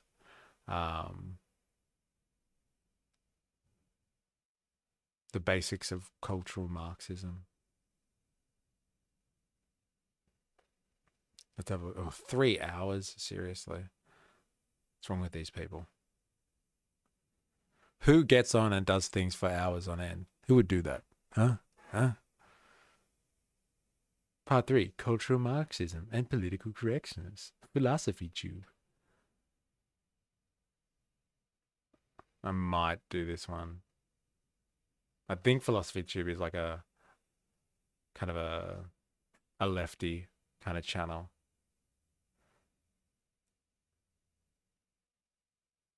Douglas Murray shows how people who are always in favor of the latest woke doctrine are the same people who wanted to. Cultural Marxism has no effect here. You have no power here. What is cultural Marxism? The Christian Institute. Why is it so hardcore Christian stuff? This is nuts. I have a friend who is an anarcho-communist. He introduced me to Karl Marx's writing, but like he has a great understanding of Marxism, but also how it breeds hierarchical elements over time.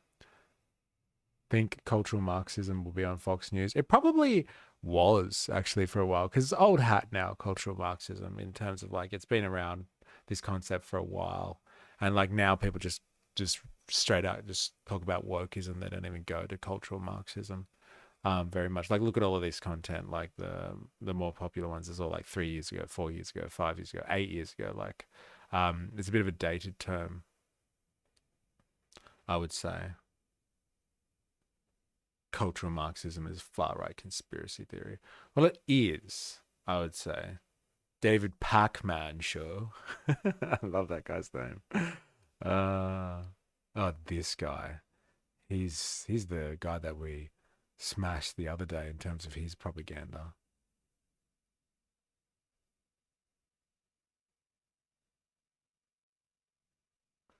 Yeah, let's just. I really want to do this Christian one, but like I want to do this guy as well. Because at least he looks educated. I know I shouldn't be basing things on looks, but like, I want some more depth. Yeah, this is there's a pattern in all of this. As I say in that chapter, you can see the intellectual underpinnings, and they come from this idea that if it's a Marxist idea, but it's just transferred to the modern era, where instead of talking about society and class structures, you talk about. That guy was a clown. It was funny just insulting him. Yeah. He was a bit of a clown, that one. Like he really had no substance at all. There's a bunch of like, rhetoric, empty rhetoric. But like whatever. In minority interest group structures. And you lump people like this. What is the primary aim of this? Among other things, it is a different interpretation of society, which is therefore intended to segregate and pull apart societies as you and I might understand them, so that people's primary affiliation is not that I'm an Australian, or I'm British, but I'm a member of the LGBT community in the Greater Sydney area, for instance. You can predict with 100% accuracy the people who encourage this, the people who will grab the latest claim by an interest group and run with it. And it is always people who in the past had another way of trying to attack our societies, had a radical Marxist view of the world, for instance. We know this with... So cultural Marxism, really, from their perspective, is anything that is used in terms of this kind of oppressed structure to undermine Western society, basically. It's any form of criticism of Western society, Western institutions, Western culture, which highlights relations of power, really. So because Marx was like, I guess, not even the original, but like the most famous historical figure that pointed to this in the most basic economic relation, anything else that uses a framework like that is cultural Marxism. Well. Like usual kind of, I guess you would call them right-wing theories on things and ideologies, you don't really have to dig too deep to get an understanding of where the derivation of it comes from. It's just like, well, Marx kind of did it. So like anything that like looks at like oppression and stuff like that, we can just call that all cultural Marxism. And that'll be like a real deep way of like thinking about all this stuff. Like, you know, that'll explain it all. So like everything from wokeism to cancel culture, to identity politics, all of that sort of stuff is a form of cultural Marxism. It's a green issue where, and again, like the rights issues I write about in this book, they succeed because they're not onto nothing, you know. Oh my God, radical. Oh Jesus, I think I'm about to shake in my boots. Despite the fact that Marx rode the waves of history. The green movement is onto something with the environment and with our planet. But it has this hideous red interior which keeps exposing itself as desiring not a better relationship between ourselves and our environment, but for instance, the end of capitalism. Yeah. And it's the same with this. I expose in each of the chapters that the people who make it repeatedly and desperately plain, that they believe, for instance, that being a woman should be merely the first step in a wider mission to bring down capitalism. Now, I don't think most women are on board with that, and most women would be rather surprised to be utilized in this fashion. But that is very clearly and explicitly, and I quote the various scholars and writers who've been pushing this for years, this is explicitly the aim. And it's why, as I say, you can always predict exactly who is going to latch onto the latest claim. When, for instance, the big bearded man with male genitalia wins the women's weightlifting competition, you can predict with 100% accuracy who is going to say, yeah, what's the problem with that? And the people who are going to say, The big bearded man with male genitalia. Just to clarify, the bearded man has male genitalia. Wins the women's weightlifting comp. I love how they paint the pictures of all this sort of stuff. It's like so crudely simple. It's pretty funny. It just makes me think about the South Park episode of with Strong Woman. What's his name? He's like a wrestler, Randy something. Randy Savage, I think it is. Yeah, it makes me think about that. This guy sounds like what a 19th century British capitalist would have sounded like. Yes. Or like some like ultra conservative politician / thinker from the time that would have just like supported kind of the status quo and defended it like to death kind of thing. He definitely sounds like that type of historical. You could place him in any point of history, and he would be able to just defend the status quo, but do it in like an articulated fashion and with a British accent, so it sounds sophisticated. I'm not sure Clive the big weightlifter should be winning the women's category. You can predict it. And the people who say, why have you got a problem with that, bigot, are always the same people who believed in the past that our societies needed to be pulled apart in another fashion. And now they'd like to do it in this fashion. There it is. So there it is in a nutshell. So because Marx spread, I don't know what you would call it, a doctrine that just that proposed that society should be torn asunder because it is generally unfit for humanity. Anything else that critiques society or challenges the way that things are done now and appear to want to tear a society apart is obviously cultural Marxism.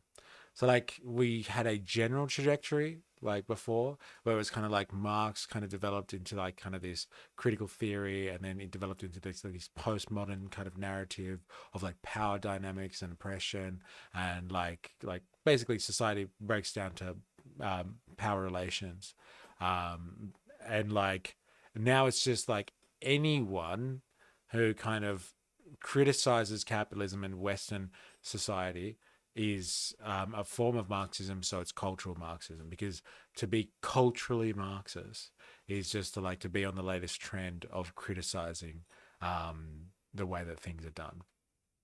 So like basically being critical of society is a form of Marxism. That's what cultural Marxism is. And isn't it a dangerous moment in human history where to be critical of society is like simply despised of in and of itself? Not as despised of because of like the issues I've had, but like the idea of being critical of society is despicable. That's pretty dangerous territory, I must say, because like, you know, humanity doesn't progress unless it allows like just a small window of people to come in and criticize the establishment, criticize the way things are done. Like you got to leave that in there. It's like some self-reflection kind of thing. So like you can kind of develop, you got something to work with. But like but like now it's worse than that. Like now the idea of being self-critical, the idea of critically analyzing yourself is the despicable thing in the first place. So it's not the context of the criticism. It's not the what is talked about in the criticism itself. It's just being critical. That is a despicable act. We are in very, very bleak times, my friends, my fellow revolutionaries.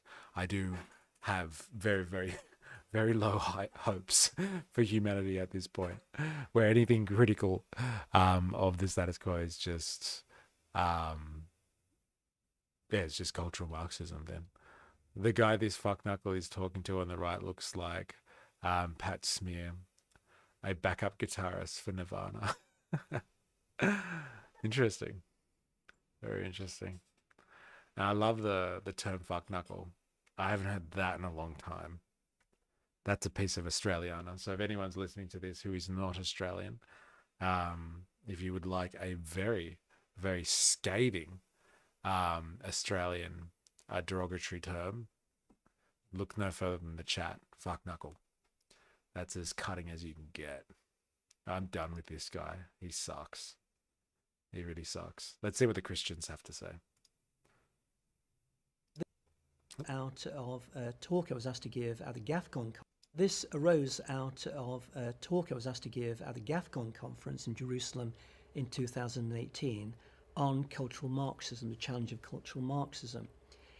And this, I believe, is the most important book I've written, because what has actually happened in Western society is a revolution. And effectively, Yay. The dominant way, the prominent way in which most people, Mr. Burns. even if they're not aware of it, are looking at society, the way in which they're interpreting things, is not through, if He you even did like, the thing. the traditional Judeo-Christian lens, which our Western civilization is founded, but essentially a Marxist lens. And that is basically to see everything in terms of That's really good. in terms of the so, like- oppressor, the victim. So, like, for the longest time, like, you can explain society and, like, the cultural narrative by looking at things through a Christian lens. Like, because, you know, Western society is foundationally built on Christianity, which I would argue it isn't, or it was in medieval Europe, but then it was succeeded by bourgeois culture, which was based on the ideas of liberalism, which came from a reverse engineered version of antiquity, because that's what liberalism and all that was about. The Renaissance happened. It like got rid of like this Judeo-Christian, like westernized view of the world and gave us back like some of like the better parts of classical antiquity. And so the like liberal society is based on a bourgeois worldview, not a Judeo-Christian worldview. And then what he's saying is like this liberal kind of way of looking at the world, this bourgeois ideological spectrum that we see everything through, has been penetrated by or completely usurped by a Marxist view of things, which is like looking at things through the lens of oppressed and oppressor. Now, I think that's really interesting. And like, you know, like that is really like kudos to Karl Marx.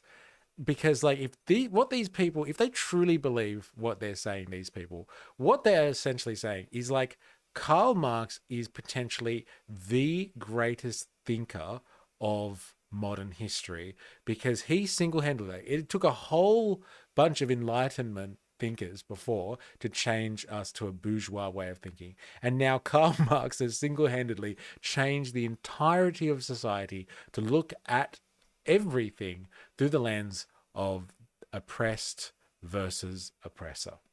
So apparently that's what cultural Marxism is. I can't see it. It really is, isn't it? Like with how glorified the empires of Europe were and the early development of capitalism, how it developed. It is. It is like, and like now, yeah, Karl Marx is like if this is true, what they're saying, like if cultural Marxism is pervasive as these alarmists like to make it out to be, then like, yes, Karl Marx is the most important person in modern history, because he's completely changed the way that like people look at society. Before, the most influential document was the Bible.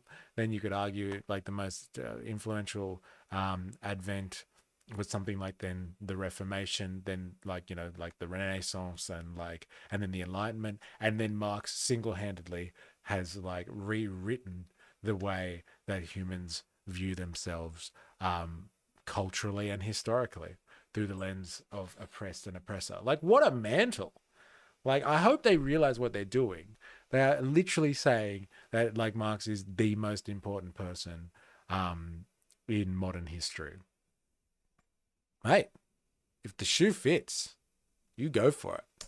And so whatever you're thinking about, and this is something which has come through academia and dominates academia, especially the social sciences, then everything is perceived. Did he just call them the social sciences or the socialist sciences? Is that a Freudian slip? In this particular way. And so it's not surprising that we're seeing this accentuated at the moment in the United States, and is focused on at the moment with obviously the presidential elections, but also here in Britain.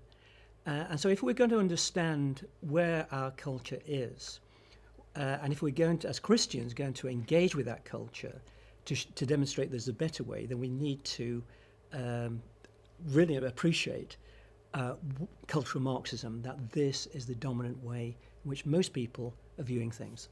Well, like you, Melvin, I was Okay, look, I am not going to sit here and listen to this, but like all I'm going to say is that like what these people fail to do is look inwardly. Now, he has at least kind of objectively said like, look, it would appear that this is the way that people are viewing things now, through this cultural Marxist lens. It would appear, put glasses on the other guy, and he Smithers. Yeah, actually, you know what? They do have that vibe, and like maybe darken his hair a little bit. But like essentially what he's saying is that like everybody looks at the world now, or like analyzes society critically through the lens of like these class relations. And that's what Marx has kind of done. But like Marx would take that thinking a step further and like would look inwardly as to what are the conditions that have made that possible. Like these people are just like, Karl Marx did it. If it wasn't for Karl Marx, we'd all be living in a fucking like, you know, liberal, democratic and capitalist utopia. That bastard screwed it up. But like you have to think about like, well, what are the conditions that make people susceptible to wanting to see the world like that? And that is the pressures that are put about because of this current system, a bourgeois society, an exchange society, a capitalist mode of production. It is the heightened issues that happen in late stage capitalism, all of the woes and the problems that people have in the current system that have pushed them towards being open and cognizant of the fact that you can view the world in class relations. You can't just blame Karl Marx and say, if he had never said this, we wouldn't be here. You have to be like, well, fuck, why are people so appreciative of this way of looking at the world?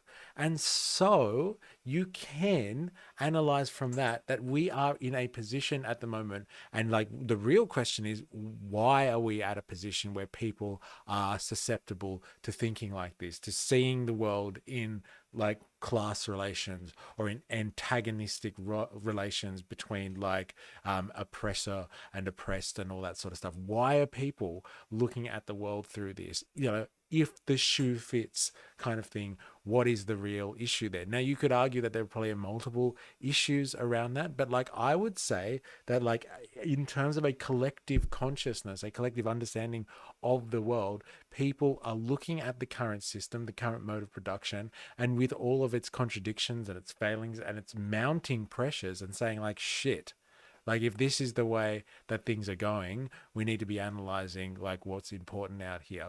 And if like people are worried that cultural Marxism or wokeism and all that sort of stuff is going off on a tangent and is spiraling out of control, like they may be onto something there. Like it's like taking anything to the extreme or the nth degree is going to be a problem. Like things need to be done to a certain level of moderation. However, you have to again ask, what is creating the conditions where this type of stuff is taking hold? And if the system is not, or is failing to meet people's expectations and needs, like primarily, like expectations are one thing, that's lovely, but like needs, like it's failing to meet people's needs in the modern world, then like here you go, you have the rise of cultural Marxism and stuff like that. So like these people are not looking at the root of the problem, they're just looking and saying, well, you know, if it wasn't for him, he articulated it, if he didn't say it, then no one would be thinking it. Well, I would suggest that, like I said, he articulated it, and so people are able to kind of develop their own theories from there because of the articulation. But like he was only articulating what was, you know, bubbling under the surface. And so like here we are, and and this is the world that we live in, one where people are disgruntled with the system. And like there's no acknowledgement of that in any of this. It's just like, oh, people look at the world through this way, and it's wrong to look at the world through this way. Why? Why are they looking at the world this way? Answer that question before you go on a little rant and write a book about why this is inappropriate. Why are they looking at it like this? Why are they so happy to take this on board? There's a problem with society that's larger than just a conversation about what's cultural Marxism and not. So look, I'm going to leave it there. That's all I'm going to do for today's stream. I will be back with another stream tomorrow. So that's on Twitch tomorrow. So we'll have a look at another issue plaguing society that we should be analyzing. And yeah, just want to say big thank you to you, Wings of Cheese, and to 4IS. Thank you very much for interacting in the chat. There's been other people in the background, like kind of coming and going. So thank you for watching. If you haven't had a chance, I guess, to comment, whatever. But like, yeah, thanks at least for being there and watching. But like, yeah, thank you very much for joining. It's been an interesting one, this one. I really don't think that Karl Marx was evil. They didn't really present any evidence. I think the most pressing thing they said was like they described like Karl Marx and Engels in a private letter, described a black person that was marrying into the family as like a gorilla or something like that. No, it wasn't even that term. It was something that rhymed with that. And so they were just like, oh, he's evil because of this. And like, okay, let's just say the way that they've read it was perfectly spot on, and Karl Marx was racist. It's hard to kind of paint the picture that someone is ultimately evil because they had racist tendencies in private conversations and private correspondence with people. Because, like, to be honest, I think majority of the world's population would fall into that category of like being racist in private correspondence with people that they feel comfortable with. I think like you probably knock out 90% of the world's population as just being the epitome of evil there. So like apart from that, I really didn't see them bring up, or that like Dad Saves America really bring up anything of substance, like anything at all, which is like, I think is very, like it really paints the picture of the whole discussion on Karl Marx being evil. It's really based on some very, very crappy work done by this Paul Kengor guy. Like he really has just put out a hit piece and a piece of propaganda that on further analysis just sucks. It just really sucks. Like if I just had all this time on my hands, I'd probably read the book just to see, but like I really just don't have the time to go through garbage at the moment. Like maybe one day in my later years, I'll sit back and read Paul Granger's Why Karl Marx is the Devil, but not at the moment, unfortunately. Just don't have the resources. As someone living in the oppressed class, I just don't have the resources. One day when I am the oppressor, I will sit down and read that book. Now, that's enough from me. I will be back tomorrow on Twitch. Check out, I'll send out a notification somehow on Patreon, on YouTube, on the socials, etc., etc. Keep an eye out for it. And please remember, until next time, I am, you are, we are a MysterE. See you all tomorrow.